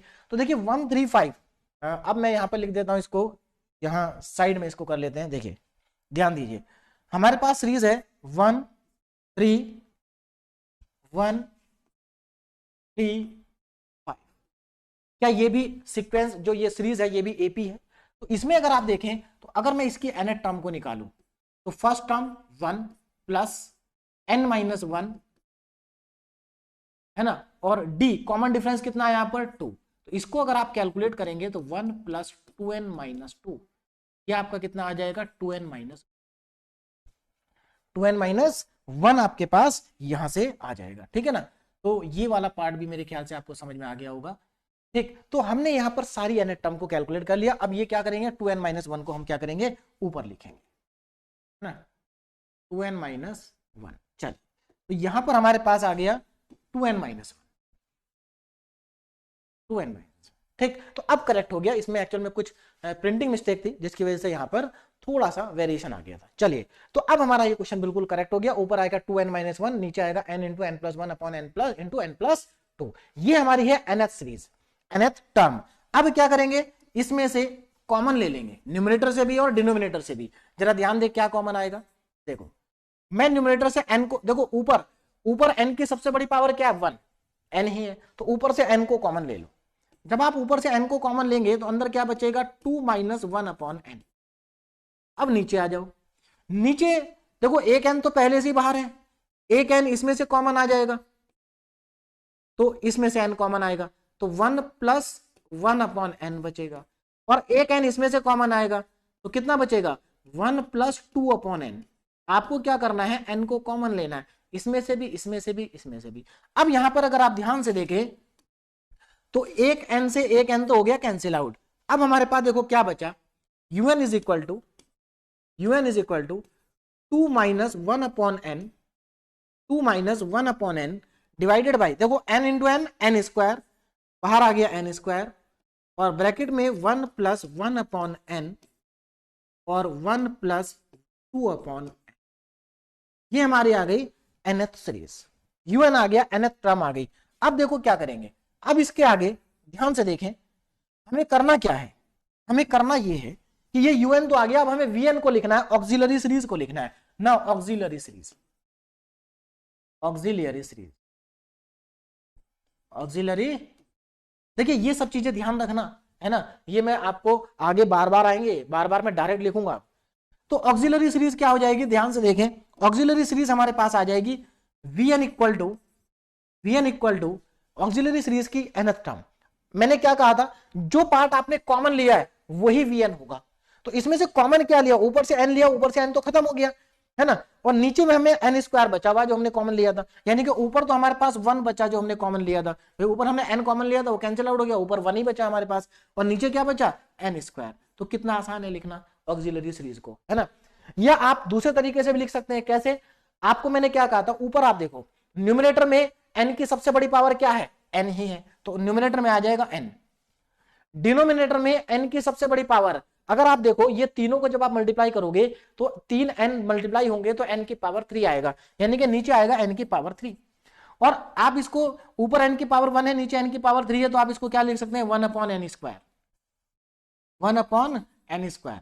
आप लिखने के लिए इसको ऊपर ले जाकर लिख सकते हैं n की पावर -2, लेकिन हमें वैसे नहीं लिखना है क्योंकि हमें p सीरीज के फॉर्मेट में लिखना है, ठीक है। तो यहां से हमारे पास Vn आ गया। दोनों तरीके मैंने आपको बता दिए, जो आपको अच्छा लगे आप वैसे कर सकते हैं। इससे फायदा क्या होगा, इससे फायदा ये होगा कि इसमें लिमिट लगाना आसान होगा, है ना, क्योंकि जब आप लिमिट लगाएंगे कॉमन तो आपको तब भी लेना पड़ेगा, तो जब आपको बाद में कॉमन लेना तो इससे अच्छा पहले कॉमन ले लो। चलिए, तो अब हमें क्या करना है यहां पर, अब हमें अप्लाई करना है लिमिट। नाउ लिमिट को अप्लाई करते हैं, देखिए तो limit n tends to infinite un upon Vn is equal to, अब हमें un और Vn पे लिमिट को अप्लाई करना है, तो मैं एक काम करता हूं, लिमिट को मैं नेक्स्ट पेज पे ही अप्लाई करता हूं क्योंकि हमारा यहां पर आ नहीं पाएगा। अब देखो जरा, तो यहां पर हमारे पास मैं लिमिट लगा रहा हूं यहां पर, now limit n tends to infinite un upon Vn is equal to, अब वैल्यू पुट करेंगे यहां पर, limit n tends to infinite un देखो कितना है, अब जरा ध्यान से देखो, ये रहा हमारा un, इस वाले un को पुट करना, ध्यान रखना इसको, जहां से आपने कॉमन लिया है।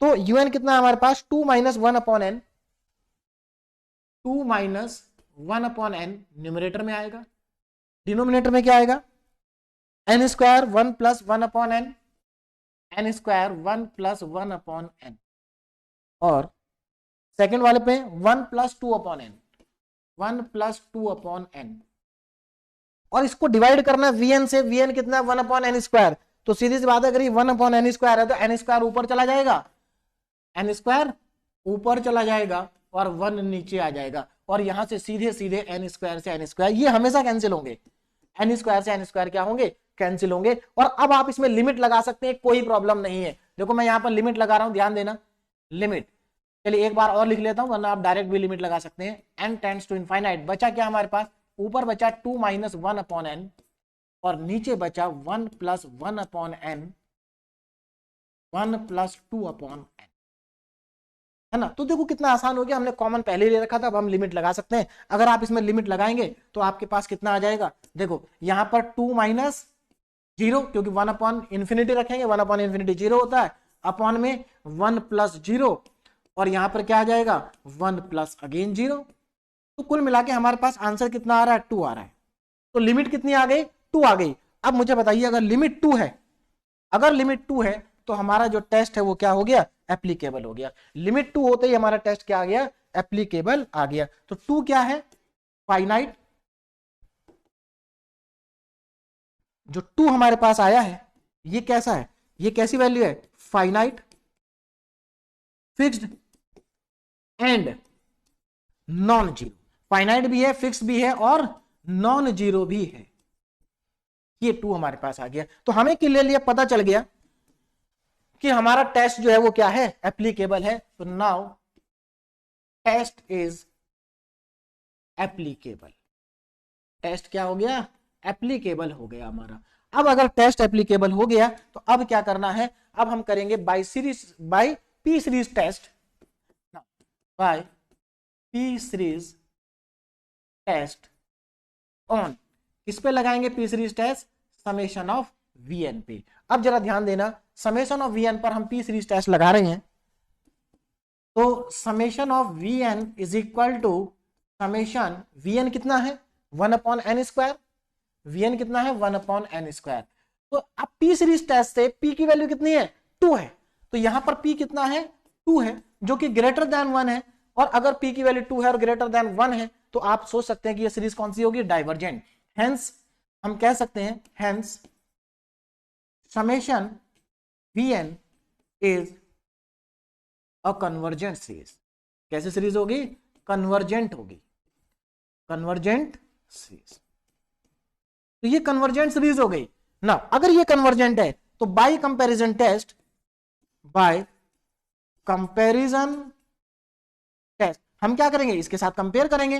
Bye comparison test summation UN is also convergent, ये भी क्या हो गया, कन्वर्जेंट हो गया और हमारा क्वेश्चन कंप्लीट हो गया। तो एक ही जैसे क्वेश्चन है, अंतर है सिर्फ और सिर्फ nth टर्म को लिखने में। अगर आपको nth टर्म लिखना आ गया तो फिर बहुत आसान हो जाएगा क्वेश्चन आपके लिए। अब हम चलते हैं अपने नेक्स्ट क्वेश्चन पे। देखिए नेक्स्ट क्वेश्चन क्या है, टेस्ट द सीरीज। इस सीरीज को हमें टेस्ट करना है, सीरीज को क्या करना है, टेस्ट करना है। तो देखिए यहां पर क्या है, मतलब हमें बताना है कि कन्वर्जेंस है या डाइवर्जेंस है। तो चलिए सबसे पहले इस सीरीज को मैं लिख लेता हूं, तो इधर ध्यान दें। तो सीरीज है हमारे पास, मान लेते हैं इसको, let summation un is equal to 1 plus 1/2 का स्क्वायर प्लस 2 स्क्वायर अपॉन 3 की पावर 3 प्लस 3 की पावर 3 अपॉन 4 की पावर। अगर आप यहां पर ध्यान से देखें तो ऊपर 1 2 3 आ रहा है और नीचे 2 3 4 आ रहा है। पैटर्न तो बन रहा है एपी का, बन रहा है कि नहीं बन रहा है ना। लेकिन प्रॉब्लम क्रिएट हो रही पहले वाले 1 से, इससे प्रॉब्लम क्रिएट हो रही है ना। और इस बार में स्प्लिट नहीं है, इस बार एक्चुअल में 1 यहां पर है। लास्ट क्वेश्चन में भी अगर मैं 1 को नहीं हटाता ना तो भी कोई फर्क नहीं पड़ता, आंसर वही आता, ठीक है ना। चलिए तो यहां पर 1 इस बार है, मिस प्रिंट नहीं है, तो क्या करें, अब इस 1 को लीव कर देते हैं। देखिए लास्ट लेक्चर में एंड में मैंने आपको प्रॉपर्टीज ऑफ सीरीज लिखवाई थी और वहां पर मैंने आपको बताया था कि अगर आप किसी सीरीज में से कोई टर्म को छोड़ देते हैं तो उससे उसके कन्वर्जेंसी और डाइवर्जेंसी पे कोई फर्क नहीं पड़ता है। तो हम क्या करेंगे यहां पर, लिविंग फर्स्ट टर्म, हम फर्स्ट टर्म को यहां पर लीव कर देंगे, लिविंग फर्स्ट टर्म है ना। फर्स्ट टर्म को क्या करेंगे, यहां से लीव करेंगे। क्यों करेंगे लीव, क्योंकि यहां पर इसको लीव करने से कोई फर्क नहीं पड़ रहा है। आप चाहें तो पूरा लिख सकते हैं, leaving first term as it does not effect the convergency और डाइवर्जेंसी ऑफ द सीरीज, है ना। इसके लीव करने से कन्वर्जेंसी और डाइवर्जेंसी पे कोई फर्क नहीं पड़ रहा है, इसलिए हम इसको लीव कर सकते हैं। तो अगर ऐसा है तो हम अब क्या लिखेंगे, now summation un is equal to 1/2 square plus 2 square upon 3 की पावर 3 प्लस 3 की पावर 3 अपॉन 4 की power 4 plus dash dash dash, ये आ गया।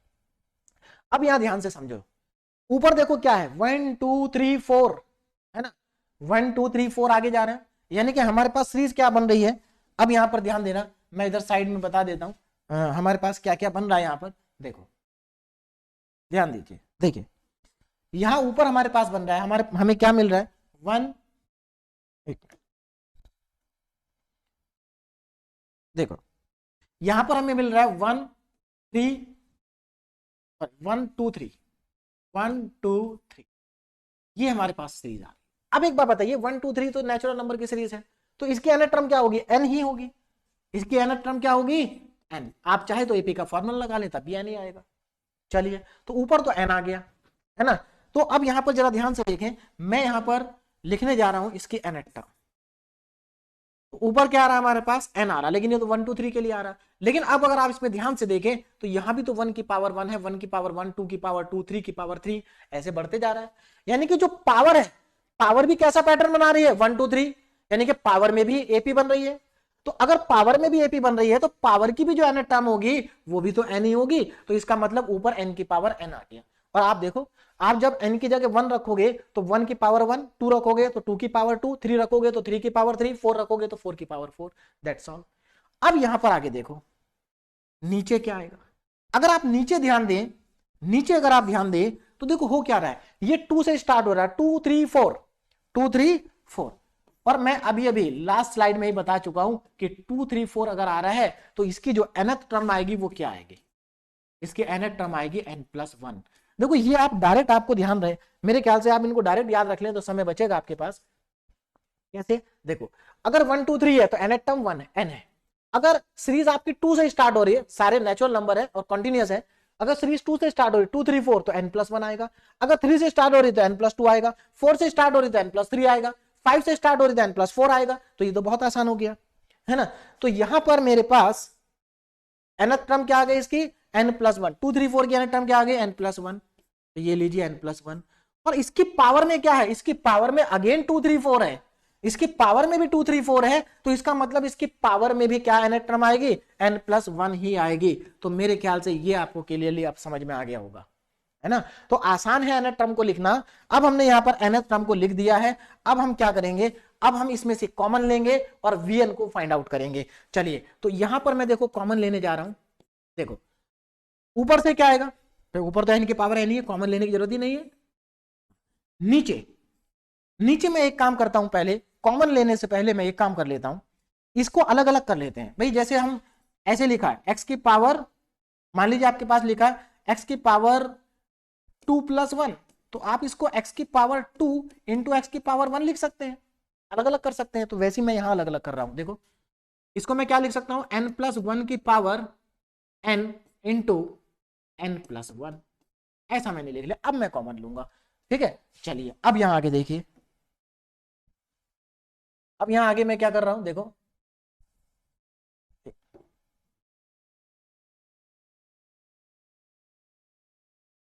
देखिए, अब हम इसमें से क्या कर लेते हैं, कॉमन ले लेते हैं। नाउ un, देखिए नीचे से इसमें से क्या कॉमन आएगा, n+1 में से कॉमन लेना है। पहले मैं ऊपर की टर्म लिख दूं n की पावर n। देखो नीचे n+1 में से n को अगर आप बाहर निकालेंगे तो कितना बाहर आएगा, n की पावर n ही बाहर आएगा। और अंदर क्या बचेगा, 1+1/n की पावर n। दूसरे वाले फैक्टर में से n को कॉमन बाहर निकाल लो तो कितना बचेगा, 1+1/n बचेगा। देखो ये अगर किसी को नहीं समझ में आया तो एक बार दोबारा से देख लो। देखो क्या है, यहां पर n+1 है और इसकी होल पावर n है, इसमें से मैं n को बाहर कॉमन ले रहा हूं। तो देखो जब आप इसमें से n को बाहर कॉमन लेंगे तो क्या होगा, एक्चुअल में n को बाहर कॉमन लेने पर n अंदर क्या बचेगा, 1+1/n। मैंने ये अंदर कॉमन लिया और उसकी पूरे की होल पावर n है। देखिए मैंने इस ब्रैकेट में से कॉमन लिया तो बाहर n आएगा, लेकिन क्योंकि पूरे ब्रैकेट की पावर n है तो जब वो n बाहर आएगा तो n की पावर पे n लग जाएगा। यानी कि यहां पर ये एक्चुअल में क्या आ जाएगा, n की पावर n और 1+1/n की पावर n। तो ये मेरे ख्याल से आपको पहले से भी आता है कि अगर किसी ब्रैकेट से आप कुछ बाहर कॉमन निकालते हैं और उस ब्रैकेट की कुछ पावर है तो जो कॉमन आपने निकाला है उस कॉमन के ऊपर भी वो पावर लग जाएगी, ठीक है। तो यहां पर, अब यहां पर देखो ये तो हमारा क्या हो गया, कैंसिल आउट हो गया। यानी कि मेरे पास यहां पर un बचा कितना, un मेरे पास यहां पर बचा, देखो un मेरे पास आ गया यहां पर 1/, तो वो यहां पर n है और ये 1+1/n की होल पावर n और 1+1/n, ये मेरे पास बच गया। अब आप ध्यान से देखो, मैंने क्या कहा था कि अब हमें लिखनी ऑक्सिलरी सीरीज, और ऑक्सिलरी सीरीज कैसे लिखी जाएगी, ऑक्सिलरी सीरीज देखो जरा ध्यान से, यहां पर ऑक्सिलरी सीरीज होती है vn, और vn को कैसे लिखेंगे, जो कॉमन वाला पार्ट है केवल वो आएगा। तो ऊपर से तो 1 आएगा और नीचे से n आएगा, जो कॉमन लिया था उसमें से n ही बचा हमारे पास, है ना। तो ये हमारे क्या आ गई, ऑक्सिलरी सीरीज आ गई। आपको un भी पता चल गया, आपको vn भी पता चल गया। याद रखिए un ये वाला यूज करना है आपको। तो आपको un भी पता है, आपको vn भी पता है। अब आप इसकी लिमिट लगा देंगे, ठीक है ना। लिमिट आप इसमें लगाएंगे तो लिमिट लगाते ही आपको इसका आंसर मिल जाएगा। देखिए जरा ध्यान से, तो limit n tends to infinite un upon, value put करें, देखिए कितना आ जाएगा, limit n tends to infinite, un कितना है, मैं पहले un को ही लिख रहा हूं, ये 1 upon n into 1 upon n into 1 plus 1 upon n की power n into 1 plus 1 upon n, यही है ना। देखो n 1 प्लस 1 अपॉन n की power n 1 plus 1 upon n, और इसको इससे डिवाइड करेंगे 1 अपॉन n से, तो n कहां चला जाएगा, ऊपर चला जाएगा, तो इनटू में आ गया n, n से n हो गया कैंसिल। और अब हम इसमें लिमिट को जब अप्लाई करेंगे तो देखो कितना आएगा, limit n tends to infinite, ऊपर हमारे पास बचा 1, नीचे बचा 1 plus 1 upon n whole power n into में 1 प्लस 1 अपॉन n। अब इसका आंसर क्या आएगा, देखो इसमें अब जल्दबाजी मैंने करना, यहां पर इसका आंसर क्या आएगा, देखो अगर आप इसमें लिमिट लगाते हैं तो ये देखो क्या है, 1 प्लस 1 अपॉन n की होल पावर n है, इसमें ये फॉर्मूला लग जाएगा, e की पावर x, कहां गया, ये रहा, देखिए 1 प्लस, देखो n टेंड्स टू इनफाइनाइट है, n की लिमिट कहां तक टेंड कर रही है, इनफाइनाइट तक, 1 प्लस x अपॉन n की होल पावर n, यानी कि यहां पर भी देखो, यहां भी n है, यहां भी n है, यहां भी n है, अगर ऐसी सिचुएशन बनती है तो फॉर्मूला बनेगा e की पावर x, क्या बनेगा, e की पावर में, चलिए तो यहां पर अब ध्यान से अगर आप देखें तो ये तो बन गया e की पावर x, लेकिन x की जगह 1 लिखा है तो ये e बनेगा, तो यानी कि जब आप लिमिट लगाएंगे तो 1 अपॉन ये बन जाएगा e, और ये 1 प्लस 0, 1 प्लस 0 मतलब 1 ही आएगा, कुल मिला के इसका आंसर आ जाएगा 1 अपॉन e। और e आप जानते हैं e की वैल्यू 2.73 होती है ना, अप्रोक्सीमेट वैल्यू 2.73, तो यानी कि 1 को 2.73 से डिवाइड करेंगे तो पॉइंट में कुछ आएगा, मतलब पॉइंट में कुछ आएगा, वैल्यू लेस देन 1 होगी, तो ये क्या है, अच्छा यहाँ पर लेस देन 1 नहीं चेक करना, हमें तो सिर्फ ये चेक करना कि वैल्यू फाइनाइट है या नहीं है, तो वैल्यू क्या आएगी, फाइनाइट आएगी, तो finite, fixed and non zero, finite भी है, फिक्स भी है और नॉन जीरो भी है, इसका मतलब test is applicable, comparison test is applicable, यहां पर हमारा जो कंपैरिजन टेस्ट है वो एप्लीकेबल होगा, कंपैरिजन टेस्ट इज एप्लीकेबल। तो अब अगर कंपैरिजन टेस्ट एप्लीकेबल हो गया तो अब हम यहां पर टेस्ट को अप्लाई करेंगे और हमारा क्वेश्चन कंप्लीट हो जाएगा। ध्यान से देखिए, देखिए कंपैरिजन टेस्ट एप्लीकेबल है, तो अब हम क्या करेंगे ना, अब हम P series test by P series test on summation VN, क्योंकि वो पी सीरीज ही है, समेशन वीएन क्या है, पी सीरीज है, तो यहां पर summation VN is equal to summation VN कितना है, 1 अपॉन एन है, 1 अपॉन एन है ना यहाँ पर, हाँ 1 अपॉन एन है हमारे पास, ठीक। तो यहां पर अगर आप ध्यान दें तो P कितना आ गया, P आ गया 1, और अगर P 1 है तो सीरीज क्या होगी, डाइवर्जेंट होगी, है ना। तो यहां पर आप क्या लिखेंगे, hence summation Vn is a divergent series, कैसे सीरीज हो गई, डाइवर्जेंट सीरीज हो गई, और अगर ये डाइवर्जेंट है तो by comparison test, by comparison test, अब अगर हम कंपेयर करेंगे तो बाय कंपैरिजन टेस्ट, तो कंपैरिजन टेस्ट के अकॉर्डिंग अगर Vn डाइवर्जेंट है तो Un भी डाइवर्जेंट होगी, है ना, तो summation Un is also divergent. तो मेरे ख्याल से ये कॉन्सेप्ट आपको क्लियर हो गया होगा, है ना। तो यहां पर सिर्फ और सिर्फ आपको nth टर्म लिखनी है, बाकी क्वेश्चंस बहुत ज्यादा आसान है। अब आगे देखें नेक्स्ट क्वेश्चन, देखिए नेक्स्ट क्वेश्चन हमारा, ये क्वेश्चन हमारा कंप्लीट हो गया। चलिए now question number 6, test the convergence of the series, हमें इस सीरीज का कन्वर्जेंस चेक करना है। चलिए देखिए, तो सबसे पहले क्या करेंगे, लेट समेशन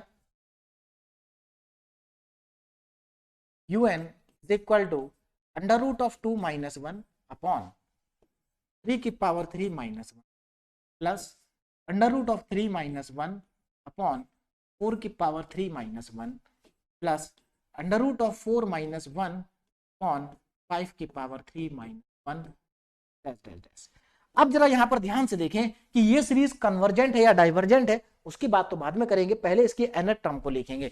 तो देखिए इसकी nth टर्म क्या होगी, nth टर्म ना, देखो क्या बन रहा है यहां पर, ध्यान देना, मैं थोड़ा डायरेक्ट लिख रहा हूं क्योंकि बहुत बार बता चुका हूं। देखो अगर आप पहले यहां पर एक एक चीज को लेके चलेंगे, पहले देखो ये √2 √3 √4 पैटर्न बन रहा है, कहां से चल रहा है, 2 3 4 5 2 3 4 5। nth टर्म क्या होगी, 2 3 4 5 के केस में nth टर्म होती है n+1, यानी कि अंडर रूट में आ जाएगा n+1। बोलो बात समझ में आई भाई, अंडर रूट के अंदर आप रूट को छोड़िए, पैटर्न क्या बन रहा है, 2 3 4 5 बनेगा आगे, और देखिए 2 से स्टार्ट हो रहा है नेचुरल नंबर, तो 2 3 4 5 के लिए nth टर्म क्या होती है, n+1। मैंने अभी लास्ट स्लाइड 2 बार कैलकुलेट करा के दिखा चुका हूं आपको ना। माइनस, अब ये तो कोई पैटर्न, ये तो सभी जगह 1 है, तो ये nth टर्म में भी -1 ही रहेगा भाई, nth टर्म में भी -1 ही आएगा। अपॉन, नीचे आ जाओ, देखो 3 4 5, क्यूब की बात बाद में करेंगे, पैटर्न क्या बन रहा है 3 4 5 6, यानी कि 3 से स्टार्ट हो रहा है, तो क्या बनेगा n+2, तो यहां पर आएगा n+2 का पावर, देखो पावर सब जगह 3 है, तो n+2 की पावर 3 -1 एज इट इज रहेगा। तो देखो कितना आसान है nth टर्म को लिखना। nth टर्म हमने लिख दी, अब क्या करेंगे, अब इससे vn लिखेंगे। vn लिखने के लिए हमें इसमें से कॉमन लेना पड़ेगा, ऊपर से भी नीचे से भी। तो देखो जरा मैं यहां पर कॉमन ले रहा हूं, देखिए इस अंडर रूट में से, अंडर रूट के अंदर हाईएस्ट पावर क्या है, यानी कि 1 है, यानी कि n को बाहर निकालो, तो अगर मैं रूट में से n को बाहर निकालूंगा तो n की पावर 1/2 बाहर निकल जाएगा। भाई रूट में से अगर कोई भी चीज बाहर आती है तो उसके ऊपर पावर 1/2 लग जाती है ना, तो यहां से n की पावर 1/2, अंदर क्या बचा, 1 + 1/n बचा, -1 डिवाइडेड बाई, इसमें से बाहर निकालो n को, देखो n+2 की होल पावर 3 है, इसमें से अगर n को बाहर निकालोगे तो n की पावर 3 आ जाएगा, और अंदर क्या बचेगा, 1 + 2/n की होल पावर 3 और -1, ये हमारे पास आ गया। अब आगे देखो, अब यहां से आगे देखिए, देखें अब हमारे पास यहां पर जो un आया, un इज इक्वल टू, अब मैं क्या कर रहा हूं, इस n की पावर 1/2 को पूरे में से बाहर कॉमन निकाल लेता हूं, क्योंकि अभी तो मैंने रूट में से निकाला और ये इसमें से निकाला है, लेकिन मैं पूरे में से बाहर निकालूंगा तभी तो वो मेरा vn आएगा जब पूरे में से बाहर आएगा। तो यहां से n की पावर 1/2 को अगर मैं पूरे में से बाहर निकालता हूं तो देखो अंदर क्या बचेगा, अंदर हमारे पास बचेगा अंडर रूट में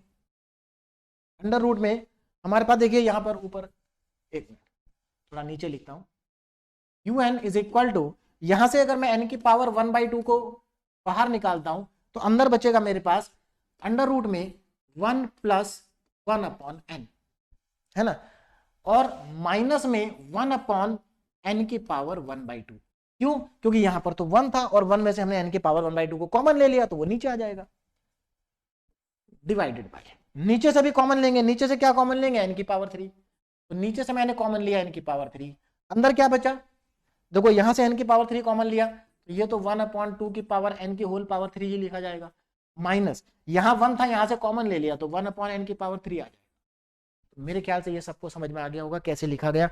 अब इसको मैं क्या करूंगा, थोड़ा सा और सिंप्लीफाई करके लिख लेते हैं, un, ऊपर n की पावर 1/2 है, नीचे n की पावर 3 है, तो अगर 3 में से 1/2 को माइनस करोगे तो 5/2 आएगा, यानी कि ये हमारे पास बचेगा 1/n की पावर 5/2, है ना, 5/2, और ऊपर क्या बचा न्यूमरेटर में, देखो जरा ध्यान से, ऊपर बचा हमारे पास, पहले ऊपर का लिख लेता हूं, अंडर रूट में 1 + 1/n माइनस 1/n की पावर -1, डिनोमिनेटर में क्या बचेगा, एक तो डिनोमिनेटर में n की पावर 5/2 आ जाएगा, और 1 + 2/n की होल पावर 3 माइनस 1/n की पावर 3, ये बचेगा। ये हमारा लास्ट un की टर्म्स आ चुकी है, इसी से हम लिमिट निकालेंगे। अब मैं यहां पर ऑक्सिलरी सीरीज लिख रहा हूं ना, ऑक्सिलरी सीरीज, तो देखिए ऑक्सिलरी सीरीज क्या होगी, जरा ध्यान से देखें, ऑक्सिलरी सीरीज अगर यहां पर लिखेंगे तो vn is equal to 1/n की पावर 5/2, तो बहुत आसान है। देखो आप लिखने के लिए आप यहां से भी लिख सकते थे, लेकिन मैं कॉमन क्यों ले रहा हूं, कि कॉमन हमें जब लिमिट निकालेंगे तब लेना ही पड़ेगा, तो इसलिए पहले ही कॉमन ले लेते हैं, तो दो काम एक साथ हो जाएंगे। तो हमारा यहां से vn आ गया, चलिए अब vn आ गया और un भी आ गया, तो अब हम क्या करेंगे, अब हम लिमिट कैलकुलेट करेंगे। तो अब मैं चलता हूं नेक्स्ट पेज पे, देखिए ना, तो यहां पर अब मैं निकालूंगा limit n tends to infinite un,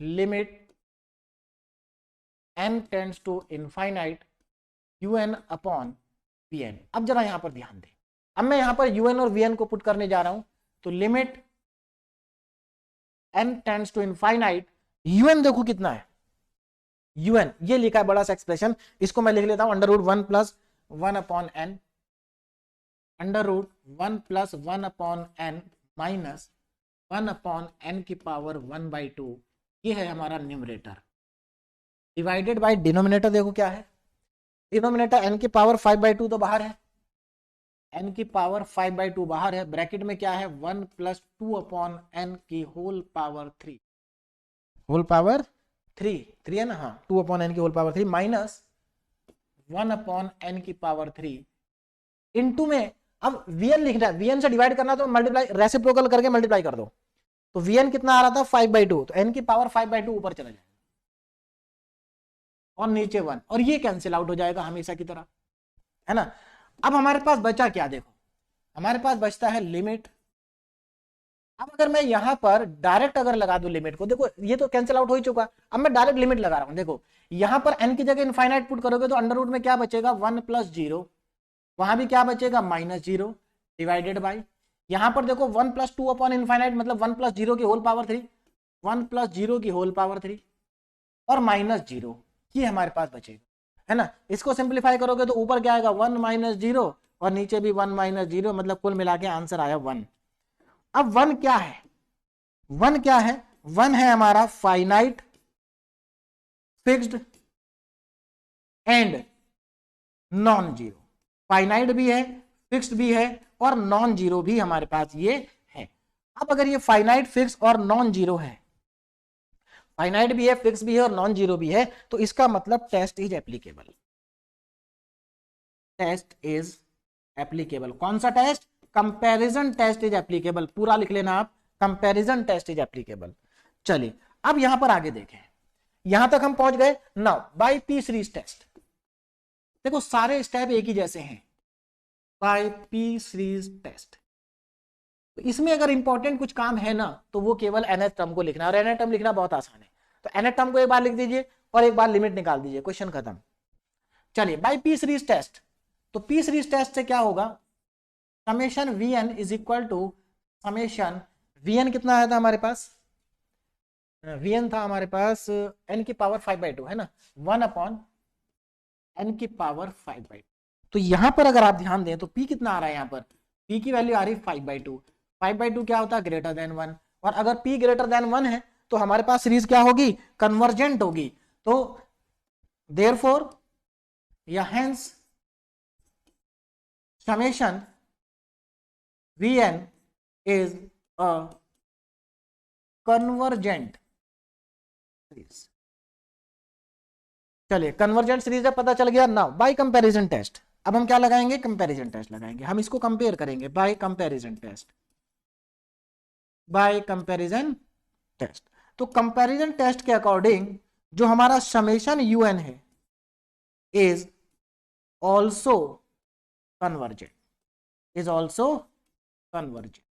तो ये भी मेरे ख्याल से आपको समझ में आ गया होगा, बहुत सिंपल क्वेश्चन है, बस आपको क्या करना है, थोड़ा सा स्टेप पे ध्यान देना है, nth टर्म को लिखना सीखना, आप ज्यादा से ज्यादा क्वेश्चन करेंगे तो आपको nth टर्म लिखने की प्रैक्टिस हो जाएगी। नाउ नेक्स्ट क्वेश्चन नंबर 7, ठीक है ना, और इसमें जितनी वैरायटी के क्वेश्चन हो सकते हैं सब मैं लिख रहा हूं, ठीक। अब यहां पर देखो हमारे पास नेक्स्ट क्वेश्चन आ गया, है ना, अंडर रूट में दिया है, ये कैसे में दिया है, रूट में दिया है, under root n³ + 1 minus under root n³, कैसे करेंगे, तो सबसे पहले तो इसको हम मान ही लेंगे, let summation un is equal to under root में n³ + 1 माइनस अंडर रूट में,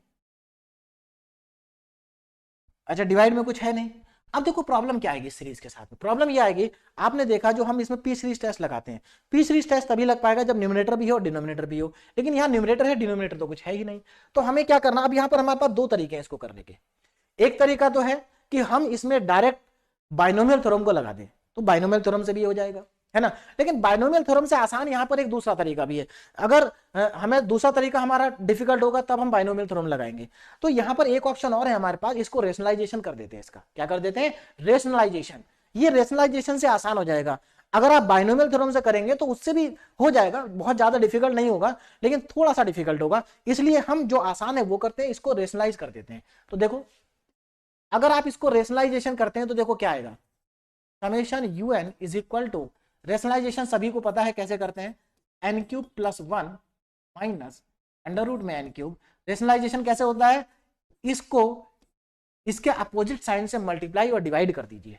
तो मैं क्या करूंगा यहाँ पर, under root of N cube plus 1 plus under root of N cube से इसको मल्टीप्लाई भी कर देता हूं, और under root of N cube plus 1 plus under root of N cube से डिवाइड भी कर देता हूं। तो मल्टीप्लाई भी कर दिया और डिवाइड भी कर दिया। ऐसा करने पर क्या मिलेगा, देखो ए प्लस बी, सॉरी ए माइनस बी और ए प्लस बी, ये तो ए प्लस बी और ए माइनस बी का फॉर्मूला बन गया, that is A square minus B square. तो यहां से हमारे पास क्या आ जाएगा, summation you N is equal to, देखो A square minus B square लगाएंगे तो क्या बनेगा, एन क्यूब प्लस 1 है ना, और माइनस एन क्यूब। ये तो ऊपर बन जाएगा भाई ए स्क्वायर माइनस बी स्क्वायर ना, ए स्क्वायर से रूट हट जाएगा, यहाँ भी स्क्वायर से रूट हट जाएगा। नीचे क्या आएगा, अंडर रूट में N cube plus 1 plus under root में एन क्यूब, और यहाँ से एन क्यूब से एन क्यूब खत्म हो गया। तो हमारे पास क्या आ गया, हमारे पास आ गया summation you N is equal to, अच्छा एक चीज और ध्यान देना, यहां पर अब nth टर्म हमें गिवन थी पहले से ही, यहां सीरीज गिवन नहीं थी, यहां सीरीज की nth टर्म गिवन थी। यानी कि इस टाइप के क्वेश्चन में एक काम और आसान हो गया कि हमें nth टर्म तो लिखनी ही नहीं पड़ेगी, nth टर्म हमें गिवन है। तो मतलब यहां पर दो टाइप के क्वेश्चन हो सकते हैं, एक आपको सीरीज गिवन होगी जिसकी nth टर्म आपको लिखनी पड़ेगी और उसके बाद आप आगे बढ़ेंगे, दूसरे nth टर्म आपको डायरेक्ट गिवन होगी और सीधे आप आगे बढ़ जाएंगे, है ना। तो यहां पर देखो ये मेरे पास कितना आ गया, ऊपर बचा 1 और नीचे मेरे पास आ गया अंडर रूट में एन क्यूब प्लस 1 और प्लस अंडर रूट में एन क्यूब। अब क्या करेंगे आगे, जरा ध्यान से देखें। अब हम यहां पर इसमें से लेंगे कॉमन। अब देखो हमारे पास न्यूमरेटर भी और डिनोमिनेटर भी आ गया, अब हम इसमें से लेंगे कॉमन। तो ऊपर से तो कुछ कॉमन आएगा नहीं, नीचे से कॉमन आएगा क्या, एन की पावर 3, अंदर से एन की पावर 3 को कॉमन लेंगे। तो देखो कितना बचेगा हमारे पास, summation you N is equal to, ऊपर तो 1 है, नीचे देखो, नीचे से अगर मैं इस वाले पार्ट में से एन की क्यूब, एन की पावर 3 को बाहर लूंगा तो ये एन की पावर 2/3 आएगा। क्यों, क्योंकि एन की पावर 3 बाहर आएगा लेकिन उसका रूट भी तो साथ में लगेगा। तो यानी कि यहां पर हमारे पास क्या आ जाएगा, सॉरी 3/2, एन की पावर 3/2। अंदर क्या बचेगा, अंडर रूट में 1 plus 1 upon N cube, plus दूसरे वाले पार्ट में से, देखिए दूसरा वाला पार्ट है क्या, अगर मैं दूसरे वाले पार्ट की बात करूं तो ये तो n की पावर 3/2 खुद ही लिखा है ना भाई, इसको क्या लिख सकते हैं आप, n की पावर 3/2, यानी कि यहां बचेगा मेरे पास 1। बोलो बात समझ में आ गई। देखिए ऐसा इसलिए हुआ क्योंकि एक्चुअल में इसको मैं ऐसा लिख सकता था, अंडर रूट ऑफ n की पावर 3 प्लस 1 प्लस n की पावर 3/2, ये तो खुद ही n की पावर 3/2 लिखा है ना।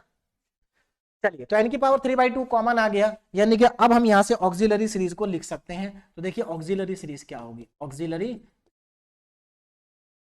ऑक्सिलरी सीरीज हमारी हो जाएगी यहां पर summation of Vn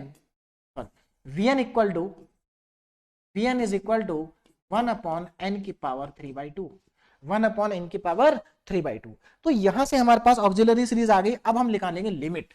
now limit n tends to infinite un upon vn, value put करें, limit n tends to infinite un upon vn, un ये लिखा हमारे पास 1 अपॉन n की पावर 3/2 अंडर रूट में 1 प्लस 1 अपॉन n क्यूब और plus में 1, plus में क्या है 1 है, ये हमारे पास आ गया, ठीक है ना। चलिए ये तो un हुआ, अब vn से मल्टीप्लाई करेंगे तो मल्टीप्लाई इसके रेसिप्रोकल, मतलब vn से डिवाइड करेंगे तो इसके रेसिप्रोकल से मल्टीप्लाई कर दीजिए। तो n की पावर 3/2 कहां जाएगा और नीचे क्या आ जाएगा 1, ये हमेशा की तरह कैंसिल आउट हो जाएगा। और जैसे ही आप इसको कैंसिल आउट करेंगे तो कैंसिल आउट करते ही आप लिमिट लगा सकते हैं क्योंकि हम कॉमन पहले ही ले चुके हैं। अब यहां लिमिट लग जाएगी, देखो अब क्या करोगे, यहां पर देखो ऊपर तो 1 है, नीचे अंडर रूट में 1 प्लस 1 अपॉन एन की पावर 3 मतलब 1 अपॉन इन्फिनिटी 0 और प्लस में 1, तो ये कितना आ गया, ये आ गया हमारे पास 1/2, 1/, तो लिमिट 1/2 आ गई। मतलब लिमिट जो है हमारी वो क्या है, फाइनाइट भी है और फिक्स भी है। यहां लिख देता हूं, लिमिट 1/2 आ गई और 1/2 क्या है, finite, fixed and non zero, non zero.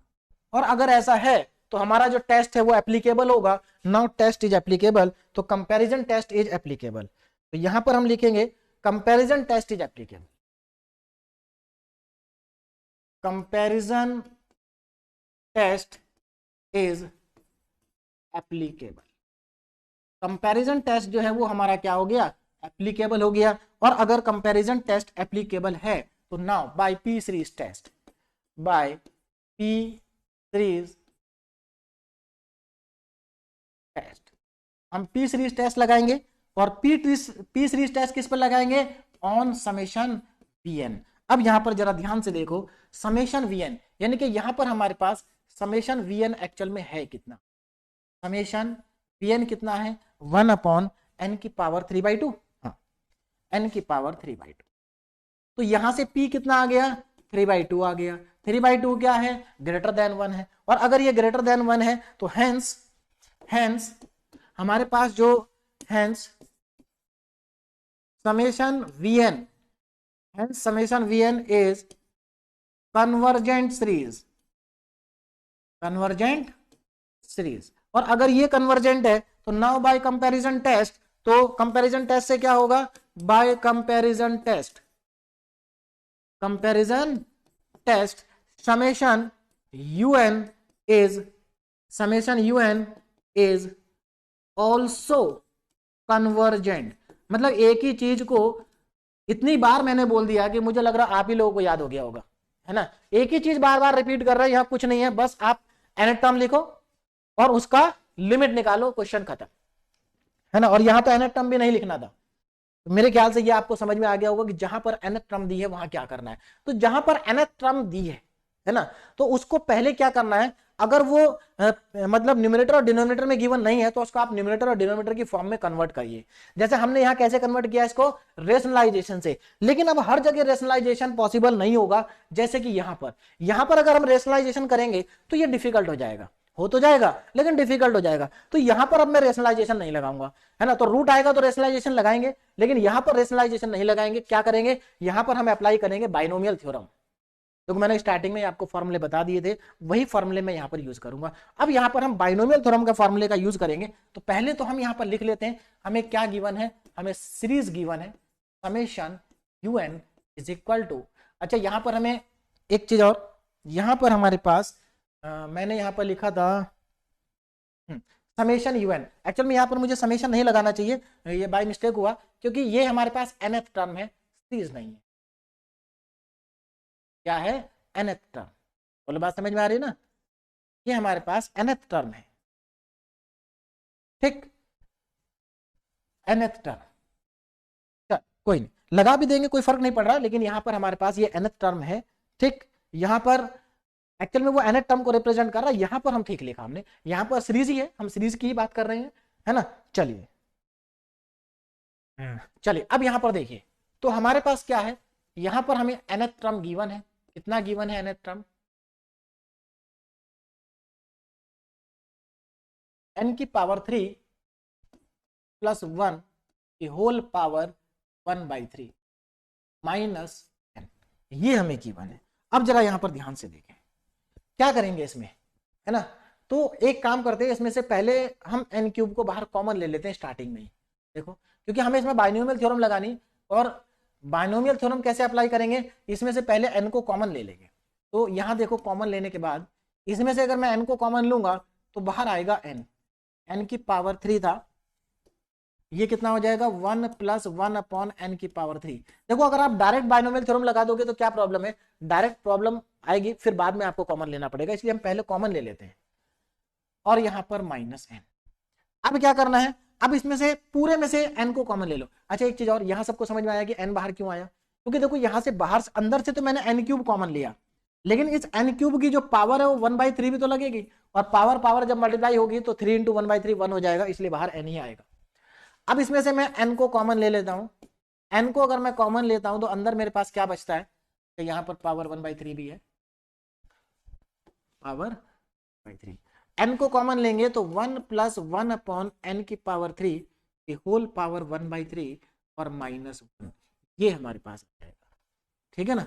चलिए अब अभी यहां पर अगर आप देखें तो अभी यहां से हमें ऑक्सिलरी सीरीज पता नहीं चलेगी, है ना, क्योंकि ऑक्सिलरी सीरीज हमेशा 1/p की फॉर्म में आती है, और n अभी न्यूमरेटर में लिखा है, n हम होना चाहिए कहां, डिनोमिनेटर में।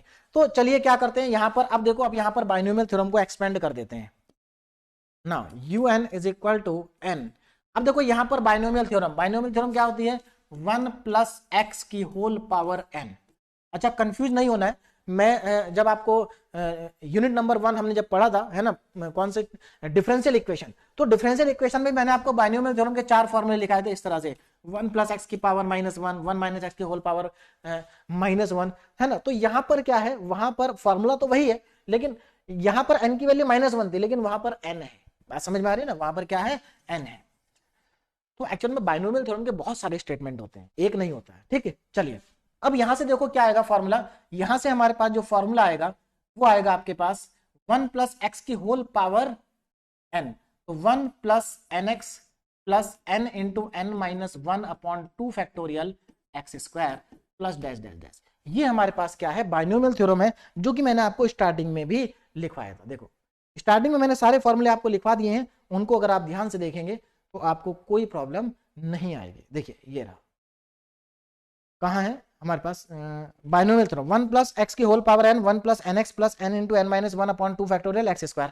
जैसा कि मैंने आपको बताया था यहीं तक आपका काम चल जाएगा, आगे लिखने की जरूरत नहीं है। चलिए देखिए, तो ये फॉर्मूला मुझे यहां पर अप्लाई करना। आप देखो इस फॉर्मूले के अकॉर्डिंग क्या है, देखो यहाँ x का काम कौन कर रहा है, यहाँ x का काम कर रहा है 1/n की पावर 3, ये x का काम कर रहा है यहाँ पर। तो अब यही फॉर्मूला हम यहाँ पर लगाएंगे, 1 + x, x कितना है 1 और n कितना है 1/3, यानी कि 1/3 × x, nx है ना, x की जगह क्या लिखूंगा 1/n की पावर 3। उसके बाद क्या आ रहा है प्लस n × n - 1, n कितना है 1/3, तो 1/3 × n - 1 यानी कि 1/3 - 1 अपॉन में 2 फैक्टोरियल, और x², x क्या है यहाँ पर 1/n की पावर 3, तो इसका अगर स्क्वायर करेंगे तो 1/n की पावर 6 हो जाएगा, और प्लस प्लस आगे ऐसे ही चलता जाएगा, है ना। और यहां पर ये सीरीज और बाहर है -1, ये हमारे पास। चलिए अब देखिए जरा कितना यहां से देखते हैं अब कितना आएगा। देखो n तो बाहर है, n क्या है बाहर, यहां पर अगर आप देखें इस 1 से वो लास्ट वाला 1 कैंसिल आउट हो जाएगा जब आप ब्रैकेट को ओपन करेंगे, ठीक है ना। तो यहां से हमारे पास कितना बचा, ये बचा 1/3 × 1/n की पावर 3, और यहां पर जरा ध्यान से देखो 1/3 में से -1 करेंगे तो माइनस का 2/3 बचेगा, माइनस का 2/3 मतलब माइनस का 2/9, और नीचे 2 फैक्टोरियल का मतलब 2, 2 से 2 कट जाएगा तो माइनस का 1/9 आएगा, माइनस का 1/9, है ना, इनटू में 1/n की पावर 6 और प्लस डैश डैश डैश चलेगा इस। अब यहां पर एक चीज का कंफ्यूजन और हो सकता है बच्चों को, वो क्या है कि हमने स्टार्टिंग में ही लिखा था कि हमारा जो कंपैरिजन टेस्ट है वो पॉजिटिव सीरीज के लिए है, और यहां पर तो निगेटिव सीरीज भी आ गई, मतलब यहां निगेटिव टर्म्स भी आ गई हैं। देखो तो बात बिल्कुल सही है, पॉजिटिव के लिए है और यहां पर निगेटिव टर्म्स आ गई, तो अब इसका क्या करें, है ना।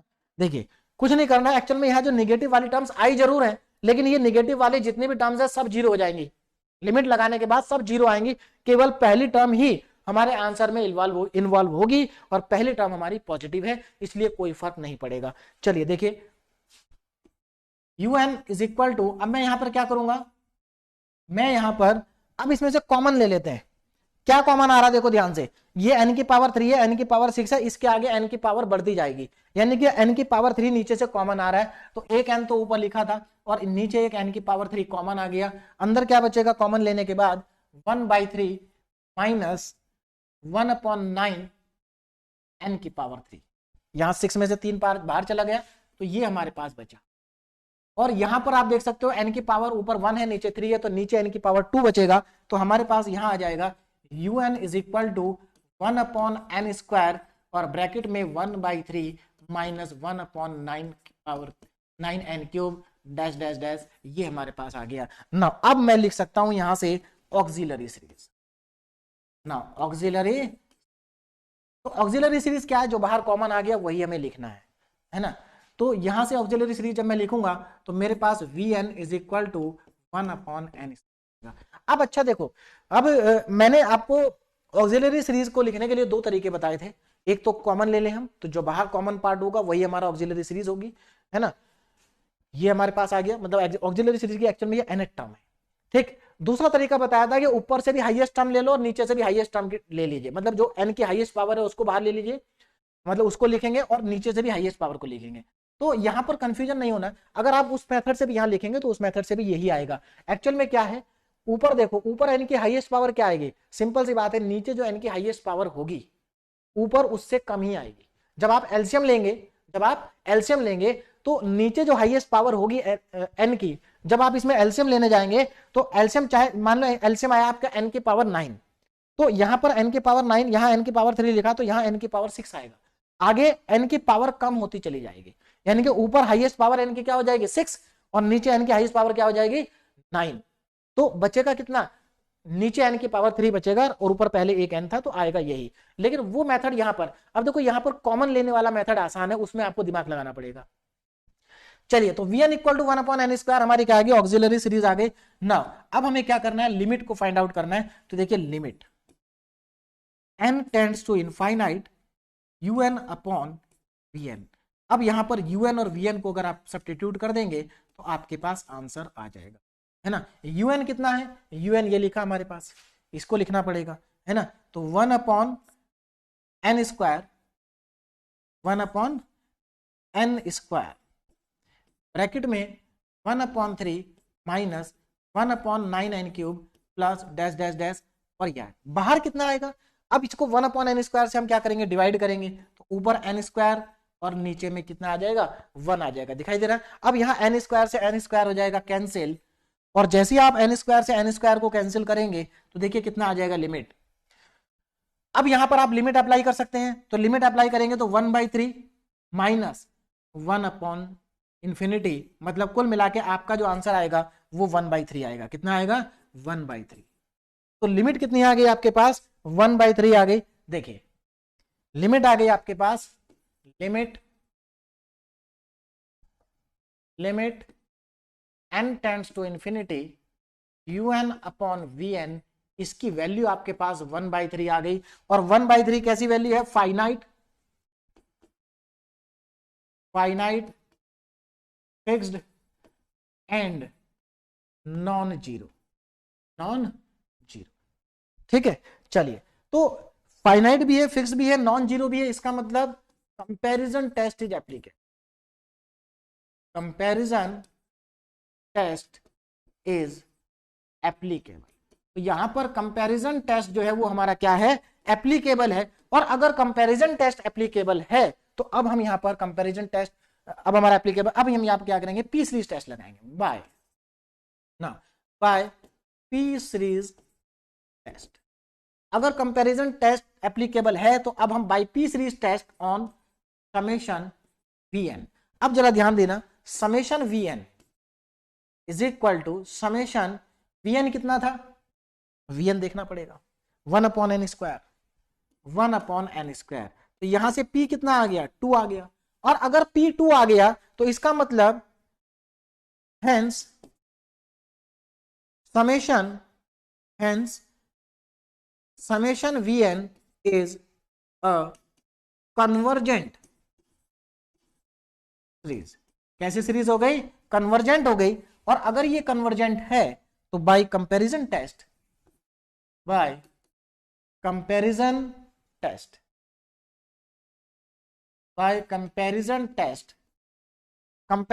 के अकॉर्डिंग, अगर ये कन्वर्जेंट है तो कंपैरिजन टेस्ट के अकॉर्डिंग जो समेशन हमारे पास है, समेशन un जो सीरीज है, जो गिवन सीरीज है, इज ऑल्सो कन्वर्जेंट, ये भी क्या हो गई, कन्वर्जेंट हो गई। तो मेरे ख्याल से आपको समझ में आ गया होगा। तो देखो बहुत सिंपल क्वेश्चन है, ज्यादा कुछ आपको नहीं करना है ना, बस आपको क्या करना है, जो स्टेप है उनको फॉलो करना है, बहुत आसानी से आपका क्वेश्चन हो जाएंगे, और बहुत ही आसान ये यूनिट है, और टेस्ट तो बहुत ही आसान है। चलिए अब आगे देखिए, नेक्स्ट क्वेश्चन पे आते हैं, और ये 2022 में आया भी है यूनिवर्सिटी एग्जाम में, है ना। तो देखिए किस तरह से होगा, बहुत सिंपल सा क्वेश्चन है। क्या कहा गया, test the series whose nth term, आपको nth टर्म दे रखी है, हमें इसको क्या करना है, चेक करना है कि जिस सीरीज की nth टर्म है वो सीरीज कन्वर्जेंट है या डाइवर्जेंट है। तो यहां पर सबसे पहले देखें आपको गिवन क्या है, आपको गिवन है un, nth term 1/n sign 1/, ये हमें गिवन है। अब यहां पर प्रॉब्लम क्या है, अगर आप इसमें देखें, यहां पर कुछ स्टूडेंट को समझ में आएगा कि सर 1/n तो पहले से बाहर लिखा है, तो हमारे पास vn हो जाएगा 1/n। नहीं, गलत हो जाएगा। क्यों, क्योंकि अगर आप vn को 1/n मान लेंगे तो आपको लिमिट साइन 1/n में लगानी पड़ेगी, और यानी कि साइन 1/∞ हो जाएगा, तो साइन 0, और साइन 0 कितना होता है 1, यानी कि इसकी जो लिमिट है वो कितनी आ जाएगी, 0 आ जाएगी। और आप जानते हैं अगर लिमिट 0 आ गई तो कंपेरिजन टेस्ट एप्लीकेबल नहीं होगा, कंपैरिजन टेस्ट एप्लीकेबल नहीं होगा। तो क्या करें, करना नहीं है, यहां पर करना क्या है मैं बताता हूं आपको। ये जो साइन लिखा है ना, देखिए जब भी अगर क्वेश्चन में, मैंने आपको पहले ही बता चुका हूं, अगर क्वेश्चन में साइन आ जाए, कॉस आ जाए, है ना, टेन आ जाए, ठीक, टेन इनवर्स आ जाए, साइन इनवर्स आ जाए, कॉस इनवर्स आ जाए, तो करना क्या, उनकी सीरीज अप्लाई कर लिया। हालांकि अगर मैं बात करूं, जो इंपॉर्टेंट क्वेश्चन है वो साइन और कॉस के ही है ना, तो साइन और कॉस अगर आप याद कर लेंगे तो इतने से आपका काम चल जाएगा। तो यहां पर मुझे साइन की सीरीज लगानी पड़ेगी, तो चलिए लगाते हैं साइन की सीरीज।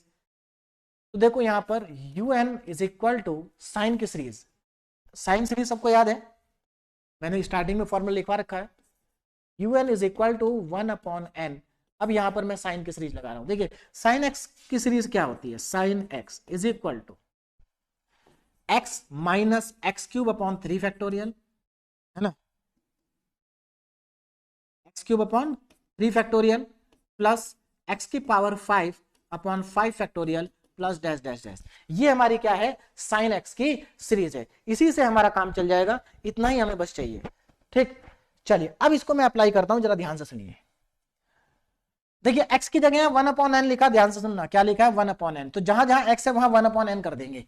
तो अब मैं इस सीरीज को लिखने जा रहा हूं, तो ये क्या आएगा, 1/n माइनस x³ यानी कि 1/n³ हो जाएगा, n³, और इनटू में 1/3 फैक्टोरियल तो है ही। बात समझ में आ रही, देखो x³ की जगह x³ क्या मतलब 1/n³, चाहे तो इसको ऐसे लिख लें 1/3 फैक्टोरियल इंटू 1/n³, है ना, प्लस x⁵ है ना, यानी कि 1/5 फैक्टोरियल तो आ गया, और इंटू में 1/n⁵ और, इतना सफिशिएंट है हमारे लिए। तो समझ में आ गया, ये सीरीज मैंने स्टार्टिंग में लिखी हुई है। चलिए अगर कॉस होता है यहां पर तो हम कॉस की सीरीज लगाते। अब देखें आगे क्या करना है, यहां पर हमारे पास 1/n है, ठीक। अब यहां जरा ध्यान से देखो, इसमें से क्या कॉमन आ रहा है, n कॉमन आ रहा है, तो पहले मैं n को कॉमन ले लेता हूं, तो un is equal to 1/n², ये कॉमन आ गया। यहां कितना बचा, 1 माइनस 1/3 फैक्टोरियल इंटू 1/n² हो जाएगा, क्योंकि एक n कॉमन आ गया, प्लस 1/5 फैक्टोरियल इंटू 1/n⁴ हो जाएगा, और डैश डैश डैश डैश, ठीक है ना। चलिए अब यहां से आप क्या लिख सकते हैं, ऑक्सिलरी सीरीज लिख सकते हैं, देखो बाहर आ गया। अब आप ऑक्सिलरी सीरीज लिखेंगे, now auxiliary series, auxiliary series मतलब vn कितना आ जाएगा, 1/n², 1/n²। अब आपके पास ऑक्सिलरी सीरीज भी आ गई, तो अब आप लिमिट निकाल लीजिए, तो लिमिट देखिए कितनी आएगी, देखिए नाउ लिमिट, तो यहां पर मैं लिमिट कैलकुलेट कर रहा हूं, limit n tends to infinite un/vn, और यहां पर मैं un और vn की वैल्यू पुट करने जा रहा हूं। देखो limit n tends to infinite, un कितना है 1/n², 1 minus 1/3 factorial into 1/n², 1/n² plus 1/5 into 1/n⁴। हालांकि इसको लिखने का कोई फायदा नहीं। ये तो un आया, इसको डिवाइड करना vn से। vn कितना है 1/n², तो n² को ऊपर लिख दो, n²/1 रेसिप्रोकल हो जाएगा, है ना। चलिए n² से n² कैंसिल, n² से n² क्या हो गया आपका, कैंसिल हो गया। अब आप क्या करेंगे, देखिए अब सीधे लिमिट अप्लाई कर दो, कोई प्रॉब्लम नहीं है। देखो जब यहां पर आप बाहर तो आपके पास कुछ बचा नहीं, ये बचा आपके पास 1, और यहां पर देखो n² आ रहा है, यानी कि 1/∞, तो 1 सब आपके पास क्या आ जाएगा, 1 - 0 + 0 डैश डैश डैश सब 0 आएगा। तो कुल मिला के आपके पास लिमिट आ गई 1, और 1 क्या है, 1 is a finite fixed and non zero. Finite भी है, फिक्स भी है और नॉन जीरो भी है। इसका मतलब comparison test is applicable, comparison test is applicable. Comparison test क्या है, एप्लीकेबल है। और अगर कंपैरिजन टेस्ट एप्लीकेबल है तो अब देखिए, अगर कंपैरिजन टेस्ट एप्लीकेबल है तो now by P series test,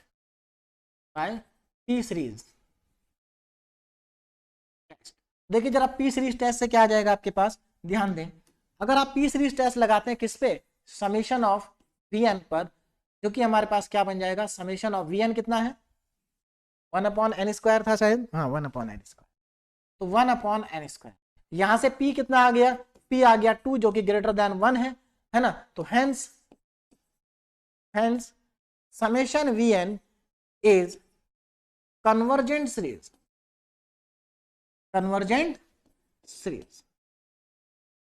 तो ये कन्वर्जेंट सीरीज है। अब कन्वर्जेंट सीरीज के बाद now by comparison test,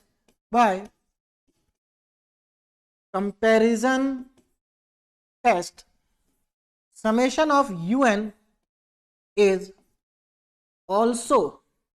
is also convergent। ये भी क्या आ गई, कन्वर्जेंट सीरीज आ गई। तो इस तरह से ये क्वेश्चन भी हमारा कंप्लीट हो गया। अब देखो इसमें अगर साइन की जगह कॉस आ जाए, टेन आ जाए, तो आप साइन कॉस मतलब कॉस टेन की सीरीज लिखेंगे, है ना। तो nth टर्म में डायरेक्ट आपको क्या करना है, लिमिट ही निकालनी है, बस उसको सिंप्लीफाई करना है। तो इस तरीके से ये क्वेश्चन भी हमारा क्या हो गया, कंप्लीट हो गया। नाउ डीपीपी नंबर 3, जिसमें बहुत आसान से क्वेश्चन है। अगेन देखो पहला क्वेश्चन क्या है, यहां पर इसमें देखो बहुत आसानी से आप nth टर्म लिख लेंगे, 1 2 3, तो ऊपर तो अंडर रूट n आ जाएगा, यहां पर 1 2 3 यहां n आ जाएगा, फिर से अंडर रूट 1 2 3 यहां भी n आ जाएगा। कितना आसान है। इसी तरह से आप यहां भी लिखेंगे, और यहां पर कॉस आ गया तो कॉस की सीरीज लिख देंगे, आसानी से आपके पास आंसर आ जाएगा। तो आप इस डीपीपी को सॉल्व करें, क्वेश्चंस बहुत इजी हैं। तो ये जो हमारा टॉपिक था पी सीरीज टेस्ट और कंपैरिजन टेस्ट, इसमें जितनी वैरायटी के क्वेश्चन हो सकते थे मैंने आपको सारे करा दिए हैं, और बाकी आप क्वेश्चन प्रैक्टिस कर सकते हैं। और यहां से भी देखिए, अगर आप देखें यूनिवर्सिटी एग्जाम की अगर मैं बात करूं तो जैसे लास्ट ईयर भी यहां से क्वेश्चन आया, तो इस बार भी आ सकता है। इंपॉर्टेंट टॉपिक है और लॉन्ग क्वेश्चन यहां से आते हैं, ठीक है ना। तो इन क्वेश्चंस को आप प्रैक्टिस करें। तो आज मैंने आपको क्या पढ़ाया, आज मैंने आपको पढ़ाया कि अगर हमें जो गिवन सीरीज है, अगर वो अर्थमेटिक प्रोग्रेशन भी नहीं है, ज्योमेट्रिक प्रोग्रेशन भी नहीं है, तो कैसे पता करेंगे कि वो सीरीज कन्वर्जेंट है या डाइवर्जेंट है। तो इसको पता करने के लिए हमारे पास 4 टेस्ट होते हैं, p series test, comparison test, d'Alembert test और रेबिस टेस्ट, जिसमें से मैंने आपको 2 टेस्ट कंप्लीट करा दिए हैं। अब हम नेक्स्ट लेक्चर में पढ़ेंगे डीएलएम्बर्ट टेस्ट और उसके बाद पढ़ेंगे रेबिस टेस्ट, ठीक है। तो और 2 लेक्चर में हमारे पास ये वाला जो टॉपिक है, ये क्या हो जाएगा, सीरीज का जो टॉपिक है ये क्या हो जाएगा, कंप्लीट हो जाएगा। उसके बाद हम स्टार्ट करेंगे 4 ईयर सीरीज, ठीक है। तो अभी आप इन क्वेश्चंस को प्रैक्टिस करिए। Okay, thank you so much.